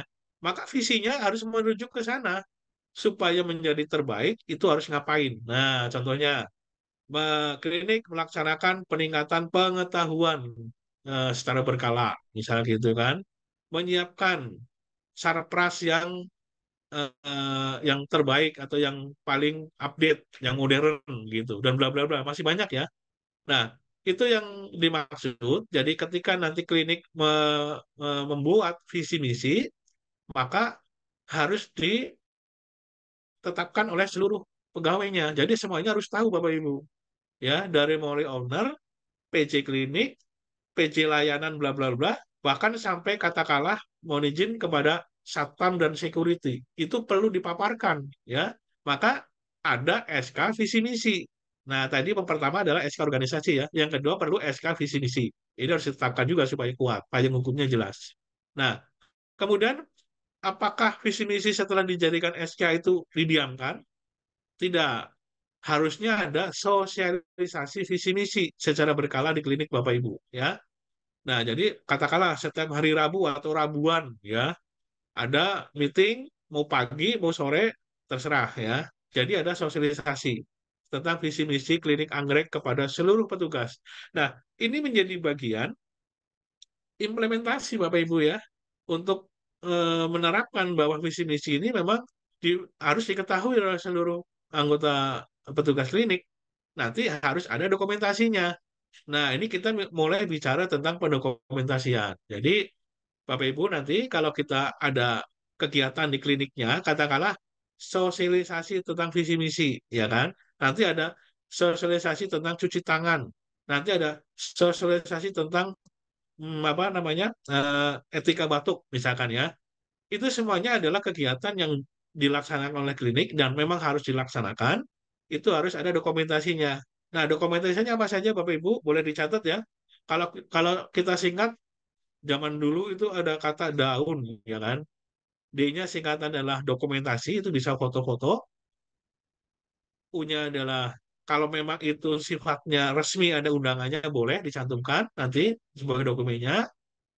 Eh, A-nya absensi, kalau memang itu nanti ada absensinya itu lebih baik ya, karena supaya kita mengingat pada saat sosialisasi visi misi tanggal misalkan tanggal 1 Maret 2024 misalkan. Yang datang siapa aja nih? Nah, gitu kan. Jadi jelas nih. Gitu kan. Kemudian ada notulensi. Nah, N-nya notulensi. Gitu ya. Jadi dokumen, A-nya absensi, U-nya adalah kalau ada undangan, E-nya notulensi. Nah, apakah sosialisasi ini hanya sekali? Tidak. Jadi harus dilaksanakan secara terus-menerus, kontinu, dan berkelanjutan, Bapak Ibu. Ya. Karena pastinya akan banyak peraturan-peraturan di klinik yang nanti harus disosialisasikan. Begitu ya. Oke, lanjut. Nah, ini dia. Nanti Bapak Ibu, ketika klinik Bapak Ibu hari H nih, kita cerita hari H, akan disurvei oleh surveyor. Ya, LPA namanya, Lembaga Pelaksana Penyelenggara Akreditasi LPA, ada 13 ya. Itu nanti siapapun yang datang ke klinik Bapak Ibu tidak perlu takut ya. Karena kalau semuanya dokumennya ada dan petugasnya bisa ditanya, dokumennya jelas, pasti akan aman. Itu ya. Nah, maka kalau saya rangkum selama ini, akreditasi ada 3 hal yang besar saja. 3 hal yang besar untuk akreditasi klinik. Apa itu? Yang pertama adalah pemahaman wawasan dari seluruh petugas. Nah, ketika nanti surveyor hari H pasti akan ditanya, ya. Bahkan mungkin security ditanya juga nih dengan hal-hal tertentu. Maka mereka harus terpapar. Jadi seluruh petugas harus paham dulu ya Bapak Ibu ya. Bagaimana cara pahamnya? Nah, salah satunya begini, mengikuti webinar, nanti membaca referensi, kemudian melihat YouTube silakan ya. Itu untuk pemahaman petugas. Ketika kita hari H akan ditanya oleh surveyor. Nah, yang kedua apa? Yang kedua adalah dokumen. Nah, biasanya dokumen ini akan menguatkan ketika ditanya. Contohnya ya, apakah klinik Bapak Ibu sudah ada bagan organisasinya? Oh, ada. Ini sudah terpampang. Ada dasarnya nggak? Ada. SK-nya sudah ada. Kemudian, kalau namanya organisasi kan berarti isinya orang, ya kan? Petugas-petugas. Apakah ada data petugasnya? Ada. Tugas wewenang tanggung jawab? Ada. Semuanya ada. Clear. Nah, gitu ya Bapak Ibu ya. Nah, kemudian apalagi yang berikutnya adalah sarpras. Jadi tiga besar untuk sebuah akreditasi supaya sukses hanya tiga tok ya. Pengetahuan petugas, kemudian dokumen sama sarpras. Nah, sarprasnya nanti kita akan bahas di standar ketiga. Nah, kita lihat di layar.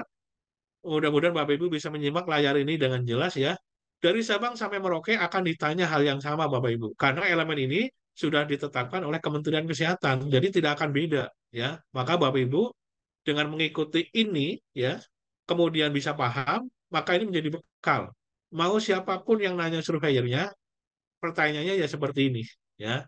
Mungkin ada dikembangin sedikit wajar ya. Contohnya nih, dalam sebuah penilaian di klinik hari H hari ini contohnya, sebuah survei akreditasi oleh LPA, ditanya nih Bapak Ibu, apakah klinik tersedia visi misi dan tujuan klinik yang ditetapkan pihak yang berwenang? Nah, tinggal tunjukkan aja, ditunjukkan saja SK visi misinya ditunjukkan, ya kan? Jelas, ada tulisannya, ada kata-katanya, terus ada tanda tangannya, ya, namanya SK pasti harus lengkap ya, Bapak Ibu ya. Maka SK itu nanti kalau mau lihat nanti bisa download aja di Google, banyak sekali SK, pasti ada logo klinik, ada judul SK, nanti ada konsideran, ada mengingat, menimbang, kemudian nanti ada rujukan undang-undang. Nah, rujukan undang-undang inilah nanti yang harus disesuaikan dengan SK tersebut, ya, jangan sampai salah. Contohnya, kalau kita bicara tentang membuat SK tentang PPI deh, PPI ya, pencegahan dan pengendalian infeksi. Maka rujukannya harus sesuai. Bapak Ibu boleh browsing. Oh, PPI itu pencegahan dan pengendalian infeksi itu diatur dalam Permenkes nomor berapa ya? Nah, nomor 27 tahun 2017. Nah, jadi rujukannya itu Bapak Ibu ya. Jadi jangan salah gitu ya. Nanti kalau kita bicara tentang SK Bapak Ibu, nanti akan banyak hal sebenarnya yang bisa dijelaskan, tapi karena waktu yang mepet, jadi mungkin tidak bisa secara detail ya, karena SK ini harus benar ya, tidak boleh ada salah urutan perundang-undangannya gitu. Nanti ada dari undang-undang, dari Perpres ya, turun menjadi Kepres, Permenkes, Kepmenkes, turun lagi nanti menjadi Pergub, peraturan gubernur dan seterusnya ke bawah ya. Tapi kalau nanti kita buat SK untuk klinik, tidak usah undang-undangnya terlalu banyak ya. Cukup satu, dua, atau tiga yang mewakili saja ya. Jadi kita bicara SK visi misi. Kalau ada berarti nilainya 10 Bapak Ibu. Karena penilaian diakreditasi nilainya adalah 10, 5, dan 0. Nah, contohnya gimana Pak? Kalau SK-nya ada ya, SK-nya ada. Visi misinya tapi mungkin banyak yang belum paham gitu ya. Mungkin ada sampling nih dari surveyor, coba petugas A atau dokter A di klinik ini sebutkan dong visi misi dan tujuan klinik. Mungkin nggak paham. Nah, ini bisa jadi mengurangi nilai. Ya, bisa jadi mengurangi nilai ya. Tapi kalau semuanya lancar semuanya, saya yakin nilainya akan 10. Kemudian yang kedua nih, elemen penilaian yang kedua. Tersedia struktur organisasi klinik yang ditetapkan oleh pejabat berwenang. Tersedia struktur organisasi. Maka tadi sudah saya bicara di depan, maka kalau kita bicara struktur organisasi, kembali yang diminta adalah adanya SK tentang struktur organisasi, kemudian dibuat ya namanya organogramnya ya, organogramnya yang kotak-kotak tuh Bapak Ibu ya. Nah, itu dibuat. Kemudian di SK itu menyebutkan nama ya atau bagiannya dia di bagian apa, kemudian ada uraian tugasnya, satu, ada wewenangnya apa, nomor dua, nomor ketiga ada tanggung jawabnya dia apa aja ya. Nah, kalau itu semuanya bisa ditunjukkan, ini nilainya 10. Jadi nggak usah takut ya.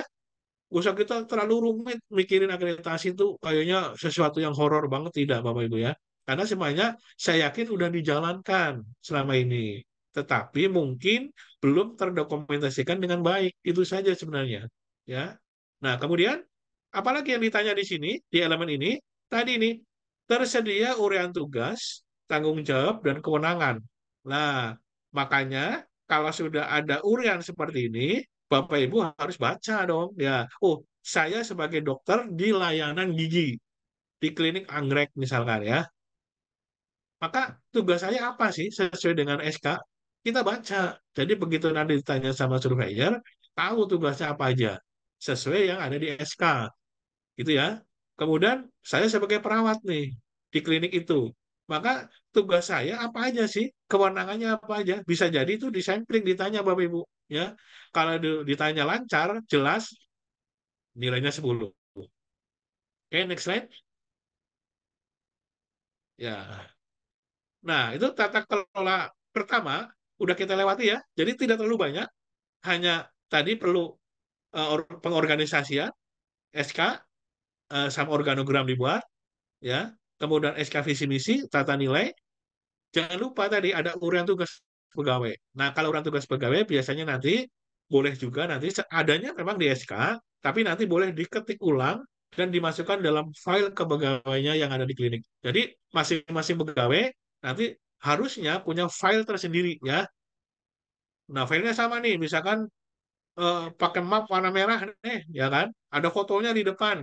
Nah, nanti file kebanggaan itu akan akan lengkap isinya. Ya, nanti kita akan bahas di tata kelola sumber daya manusia. Oke? Next slide. Baik, kita bicara yang standar kedua. Kita ingat di bab 1 hanya 4 ya. Nah, ini sudah nyampe 2 nih Bapak Ibu ya. Nah, tata kelola sumber daya manusia atau TKK 2 mengatur tentang sumber daya manusia. Nah, manusia kan ada dua kalau di klinik. Manusia yang sifatnya nakes, yang kedua adalah non-nakes. Pasti hanya dua ya. Nah, apa yang diminta di sini yaitu tentang perencanaannya, pemetaan kebutuhannya, perekrutannya, evaluasi, dan kalau perlu pengembangannya Bapak Ibu, ya kan? Nah, apa saja nih yang akan menjadi ranah ini? Contohnya, saya kasih gambaran dulu, perencanaan nih. Saat ini klinik Bapak Ibu katakanlah klinik Pratama ya, melakukan kegiatan pelayanannya, layanan umum, misalkan sama layanan gigi saja, misalkan ya, seperti itu. Maka sekarang hanya ada satu perawat, hanya ada satu dokter, ada petugas admin, mungkin ada petugas tambahan lainnya. Maka sebenarnya apakah sudah sesuai belum? Nah, nanti Bapak Ibu boleh melihat lagi di Permenkes nomor 14 tahun 2021. Nah, ini penting banget ya. Permenkes nomor 14 tahun 2021 itu mengatur semua petugasnya seperti apa yang dibutuhkan di klinik, alat-alatnya apa saja, sarprasnya apa aja, ada di situ. Nah, artinya begini, jadi ketika klinik Bapak Ibu petugasnya adanya sekian hari ini, maka dicek kembali, diperbandingkan dengan Permenkes 14 tahun 2021, apabila kurang, maka direncanakan ada penambahan, gitu ya. Bahkan, apabila memang ada layanan yang akan ditingkatkan ke depan, contohnya, saat ini hanya layanan umum, kemudian ada layanan gigi, oh, tahun besok kita akan ada layanan yang lainnya nih, misalkan home care gitu misalkan ya. Lah, berarti kan perlu tenaga baru. Nah, inilah yang disebut dengan perencanaan untuk ke depannya. Juga hal-hal lainnya ya, misalkan mau ada laboratoriumnya, mau ada radiologinya, ya silakan, nggak ada masalah ya. Nanti tentunya nanti akan mengikuti perencanaan SDM kesehatan yang dibutuhkan. Nah, kemudian jangan lupa setelah direncanakan, dipetakan kebutuhannya. Perlu berapa sih dokternya sebenarnya, ya kan? Perlu berapa sih sebenarnya perawatnya, kayak gitu ya. Nah, gimana cara ngitungnya pemetaan kebutuhan? Sebenarnya nggak terlalu susah. Bikin aja hitung-hitungan yang simpel di klinik Bapak Ibu. Contohnya, satu hari, ini ada satu dokter ya di klinik Pratama, satu hari datanglah 40 orang. Nah, seharusnya idealnya satu dokter itu menangani sekian menit, misalkan ya, di tempat Bapak Ibu ditentukan targetnya sekian menit. Maka logis nggak kalau 1 menit, sekian menit, dokter ini menangani 40 pasien dalam satu hari. Nah, kan ketemu tuh, ternyata kebutuhannya seharusnya sekian menit, ya, totalnya bahkan mungkin sekian jam. Maka kalau dokter ini kerja terus-menerus, berarti nggak sesuai dong. Karena kan kalau nakes itu dipaksakan Bapak Ibu bekerja terus-menerus, pasti suatu titik dia akan membuat kesalahan karena faktor konsentrasi dan faktor kelelahan itu bisa membuat malpraktek dan ini nggak dibolehkan. Maka perlu pemetaan kebutuhannya. Oh ternyata setelah dihitung dari klinik ini seharinya ada 40 dengan satu dokter, maka saya akan tambah misalkan satu dokter lagi supaya jam kerjanya sesuai ya. Nah begitu ya. Untuk perekrutan, ini juga memang ada prosedurnya. Kalau di sebuah akreditasi, nanti dibuat SOP perekrutan ya, SOP perekrutan. Supaya apa? Supaya tidak salah Bapak Ibu. Ya, ketika nanti tujuannya yang akan direkrut SDM perawat nih contohnya. Kita butuh perawat pada saat perekrutan yang punya pengalaman A, B, C, D misalkan. Karena kita nggak punya SOP, maka asal rekrut, ya kan? Seharusnya yang direkrut itu adalah perawat yang punya kapasitas punya pelatihan BTCLS misalkan. Perawat itu pernah pelatihan misalkan ya, pernah pelatihan pengelolaan gawat darurat misalkan. Atau punya pengalaman akre bahkan dibutuhkan. Nah, SOP-nya bicara begitu. Nah, ketika nanti perekrutan ada perawat banyak yang daftar, maka akan dipilih mana yang mendekati dengan standar perekrutan sesuai SOP. Itu dimaksud ya. Evaluasi dan pengembangan. Nah, apakah klinik ini akan terus seperti itu setiap tahunnya? Dengan akreditasi diharapkan tidak. Karena diharuskan adanya evaluasi setiap tahun. Untuk apa?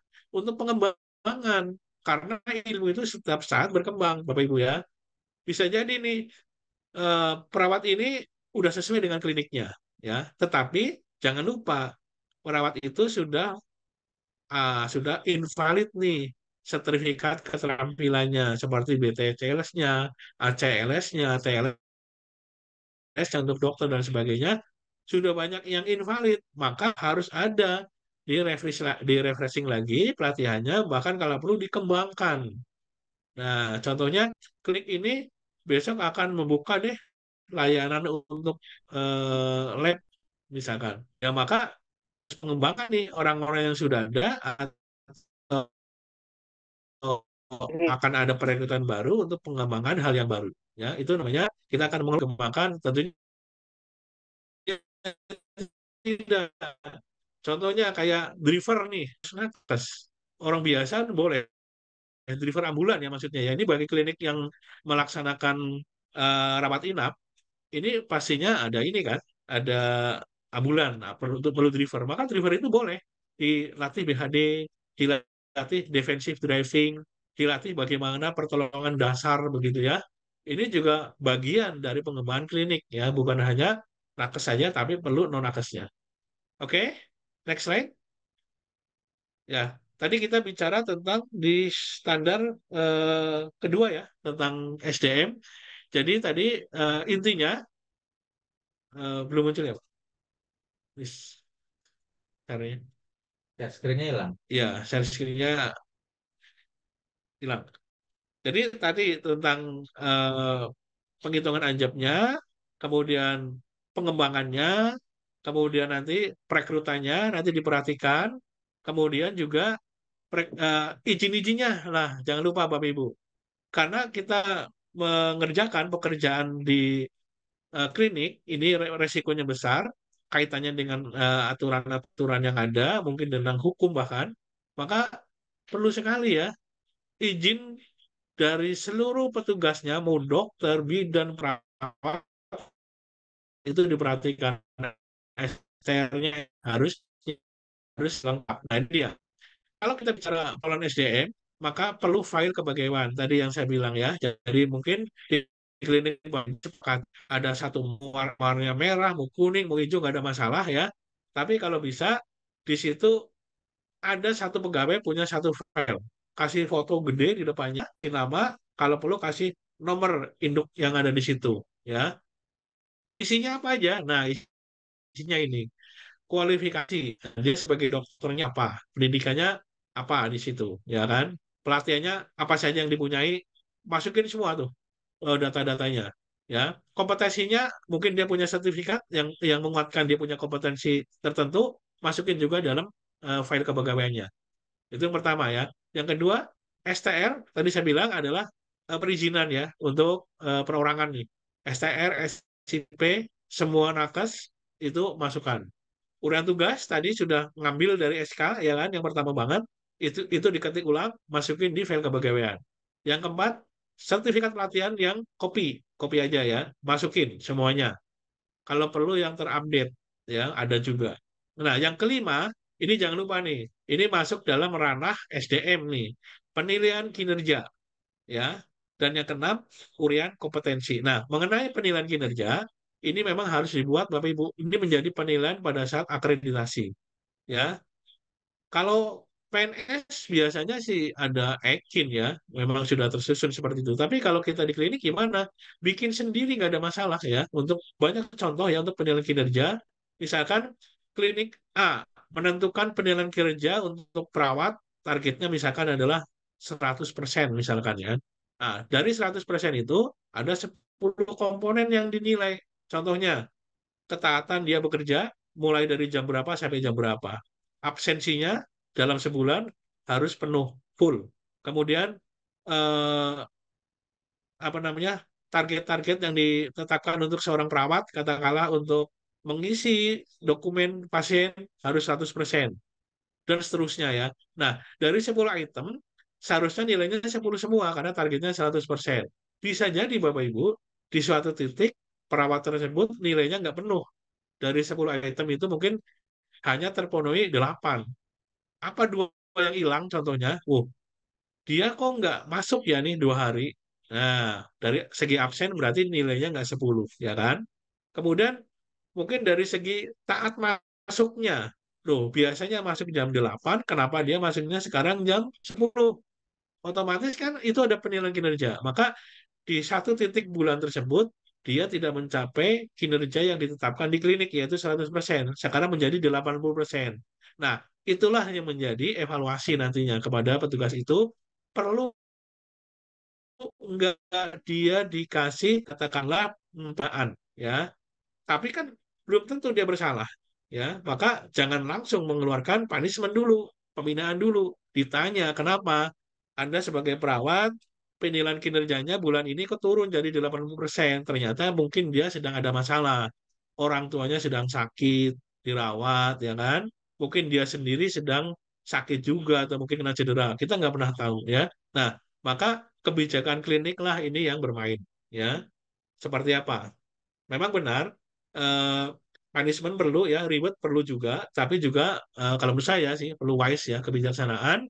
Apabila memang ini masih koridor yang bisa diatur kembali atau diperbaiki kembali, saya yakin masih bisa dibina ya. Tapi kalau memang sudah tidak bisa dibina, perlu punishment. Nah, itu pentingnya penilaian kinerja ya. Kemudian yang 6, yang terakhir, urian kompetensi. Artinya kompetensi saat ini ya, untuk pegawai di klinik Bapak Ibu apa aja yang dipunyai. Dokter nih ada 2, dokternya punya kompetensinya apa aja ya, ada buktinya tentunya kan, dengan sertifikat tadi. Perawat juga. Maka untuk kedepannya seorang dokter misalkan kok belum ATRS misalkan diperlukan di klinik Bapak Ibu ya, trauma, karena klinik Bapak Ibu ini banyak sekali nih mengerjakan kasus-kasus trauma, mungkin di wilayahnya juga ada trauma-trauma itu, tapi dokternya belum nih. Nah, maka nanti dengan uraian kompetensi yang ada bisa disusun pengembangan usulan pelatihan berikutnya. Itu nampaknya kita membuat analisa gap kompetensi Bapak Ibu ya. Jadi seluruh pegawai eh, real time saat ini kompetensinya apa, kemudian kita akan kembangkan apa yang kita perlukan di klinik untuk mengembangkan potensi yang ada, begitu ya. Oke, dan ini harus dilakukan secara berkala. Berkala itu terserah, misalnya sih cukup setahun sekali cukup ya. Oke, next slide. Ya, Bapak Ibu, nanti kalau ada yang kurang jelas, nanti pada saat diskusi, silakan nanti kita saling sharing lagi ya, saling bertukar pengalaman juga. Ya kan?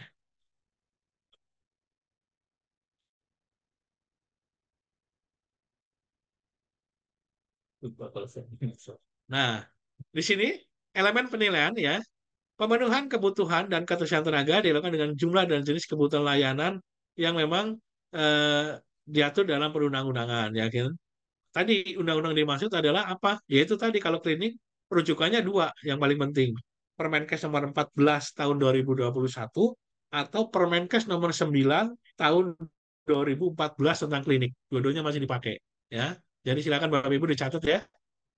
Kalau kita bicara nanti kesesuaian berkaitan dengan apa-apa saja, ada Sarpras, ada SDM, ada alat kesehatan, bahkan itu detailnya ada semua di sana, yaitu di Permenkes 14 tahun 2021 dan Permenkes nomor 9 tahun 2014 itu tentang klinik gitu ya.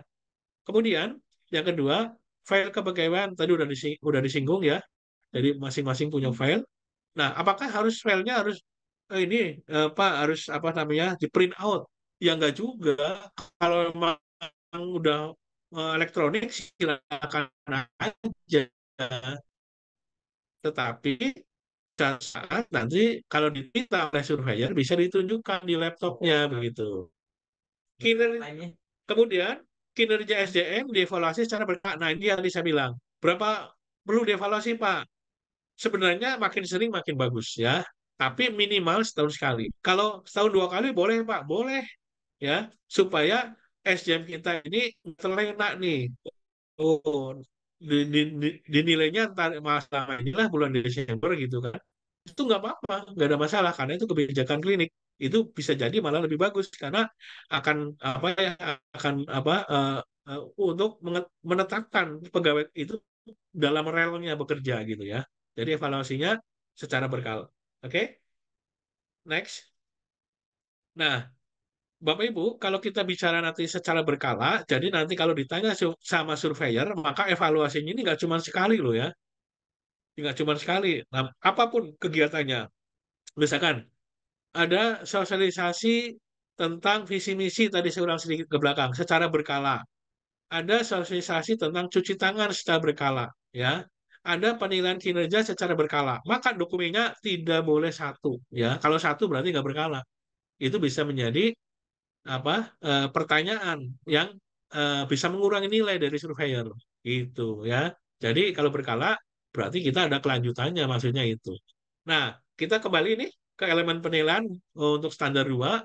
Ketika nanti ini kita bayangkan hari H. Hari H di klinik Bapak Ibu akan disurvei oleh LPA. Ditanyanya sama kayak gini. Pemenuhan kebutuhan dan ketersediaan tenaga dilakukan sesuai dengan jumlah dan jenis kebutuhan layanan yang mengacu pada ketentuan peraturan perundang-undangan. Maka terdapat dokumen perencanaan kebutuhan. Nah, tadi yang saya bilang di depan, jadi di klinik Bapak Ibu tentunya harus punya dokumen perencanaan kebutuhan tenaga ya sesuai dengan jenis layanan. Contohnya ada layanan gigi, ada layanan laboratorium misalkan. Tapi kok di situ tidak ada nih di laboratoriumnya tidak ada petugas yang menjadi sana ya atau farmasi tidak ada apotekernya misalkan. Ya itu menjadi kelemahan berarti. Itu berarti tidak memenuhi standar elemen yang dinilai. Itu maksudnya seperti itu. Jadi perencanaannya ini harusnya jelas, kemudian juga apa namanya disesuaikan dengan kebutuhan layanan yang ada di klinik Bapak Ibu, begitu ya. Kemudian yang kedua, melakukan wawancara ya kepada pimpinan. Nah, ini biasanya nanti untuk meyakinkan ini surveyor ini akan tanya nih, akan tanya ya. Makanya wawancara ini bentuknya adalah pertanyaan kepada siapapun yang ada di klinik. Nah, perhatikan. Saya informasikan antisipasi kepada siapapun. Bisa jadi ownernya, bisa jadi ke PJ kliniknya, bisa jadi ke PJ-PJ yang ada di bawahnya atau bahkan ke non-nakesnya gitu ya. Contohnya nih, saya ulang lagi. Bapak di sini petugas apa, Pak? Misalkan ditanya, oh saya security nih. Bapak security tugasnya apa di klinik anggrek? Nah, ya kan? Itu juga penting, Bapak Ibu. Walaupun kita nakes pada paham semuanya, tapi ingat bagian klinik itu kan organisasi. Kita nggak berdiri sendiri, nakes sendiri. Maka Satam tadi yang non nakes itu pun harus dipaparkan suatu waktu begitu ya. Tugasnya apa, fungsinya apa. Nah, ini ada kaitannya dengan nanti manajemen keamanan ini ya. Jadi perlu nanti klinik bertanggung jawab memberikan mereka masukan tentang hal seperti itu. Itu contoh aja ya. Oke. Kemudian tersedia file kepegawaian, tinggal tunjukin aja file kepegawaiannya tadi yang sifatnya map atau sifatnya yang sudah elektronik, nggak ada masalah ya. Tapi isinya tadi udah jelas. Kemudian terdapat penilaian kinerja. Nah, penilaian kinerjanya kayak apa? Tadi saya bilang penilaian kinerjanya itu sebenarnya tidak diatur seperti apa dari kementerian, bebas yang Bapak Ibu klinik buat, mau mengacu kemana boleh, tapi yang jelas itu bisa dipakai di klinik. Dan itu bisa menunjang organisasi dan kinerja klinik. Itu aja ya kuncinya ya Bapak Ibu ya. Pertanyaannya juga silakan banyak download di apa Google juga banyak contoh-contoh penilaian kinerja ya. Nah, tentunya penilaian kinerja sesuaikan dengan jobnya ya. Misalkan kalau jobnya dia seorang security, ya jangan juga disamain dengan job seorang perawat, begitu kan. Kalau security kan kaitannya dengan pengamanan, keamanan, mungkin dengan tambahan kegiatannya lain kayak gitu kan. Nah, diukur tuh kinerjanya. Bahkan satpam seharusnya patroli di wilayah klinik nih, melihat kunci-kunci kalau malam, seharusnya dia keliling minimal dalam satu malam 2 kali mengecek. Ternyata nggak dilaksanakan, berarti dia nggak sesuai kinerjanya. Ini contoh aja ya. Kemudian juga memeriksa area parkir. Kalau ada satpamnya, ternyata nggak dikerjakan tuh, misalkan. Ada yang, kan ada CCTV bisa kelihatan. Nah, ini juga bisa ya untuk penilaian kinerja. Oke, next slide. Kita bicara yang ketiga, tata kelola fasilitas dan keselamatan. Nah, ini cukup banyak nih Bapak Ibu ya. Kalau kita bicara yang ketiga ini cukup banyak, tapi tenang saja, nggak perlu takut karena ada hal-hal yang bisa kita sikapi ya. Nah, kita bicara tentang standar 1.3 tentang tata kelola fasilitas dan keselamatan. TK3 ya. Menyediakan fasilitas yang aman, aman nih ya. Kalau perlu jangan hanya aman aja, nyaman nih paling penting ya. Aman, nyaman, berfungsi dan suportif bagi siapa? Pertama bagi pasien, keluarga, bagi staf dan pengunjung. Kemudian klinik juga harus dengan yang berlaku. Nah, sekarang kita akan lihat dulu ya. Sedangkan gini, fasilitas yang aman gimana sih Bapak Ibu? Fasilitas yang aman. Nah, berarti saya sebagai pasien, tentunya saya mau berobat ke klinik A, saya harus aman. Kalau nggak aman, saya resiko untuk diri saya sendiri. Berarti meragukan di klinik A, karena nggak aman. Nah, maka untuk membuat aman itu, dibuatlah nanti manajemen resiko atau identifikasi resiko. Nanti ada kaitannya dengan bab-bab lain ya. Nah, kalau kita bicara nanti dengan manajemen risiko nanti di bab 2 itu perlu diidentifikasi itu dari segi aman ya. Parkirannya aman nggak sih sebenarnya di klinik anggrek? Oh ternyata parkirannya karena nggak ada pembatasnya, karena nggak ada CCTV-nya, helm sering hilang di motor, dikantungi hilang nih. Bahkan motornya hilang. Nah berarti nggak aman tuh kalau saya mau berobat ke sana. Berarti nggak sesuai kalau saya berobat. Ya, nggak punya apar. Gimana kalau ada kebakaran? Berarti nggak aman nih gedung. Ya, syukur-syukur kalau di gedung yang permanen yang bagus ya, yang di mall-mall itu sudah ada hidrannya, sudah ada smoke detektornya, sudah ada uh, sprinkernya, ya kan? Jadi kalau ada kebakaran semuanya sudah aman.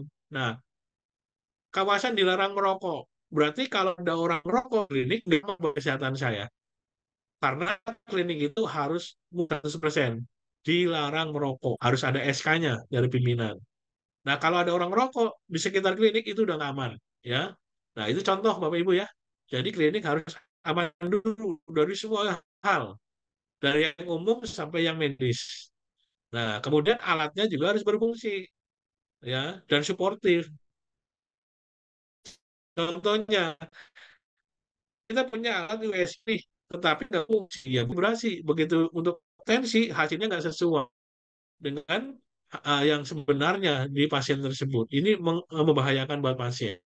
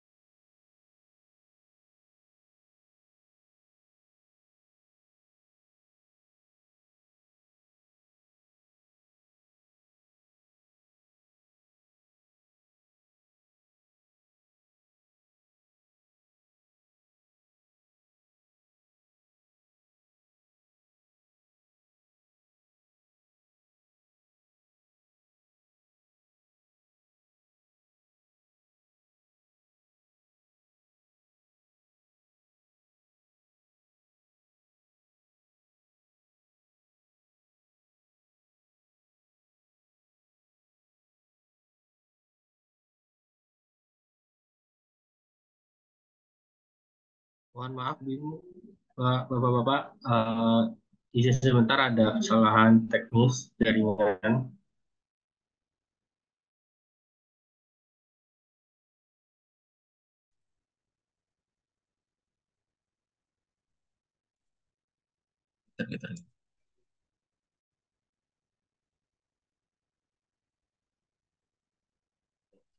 Ya, baik. Suara saya masih terdengar dengan jelas? Dengar, Pak.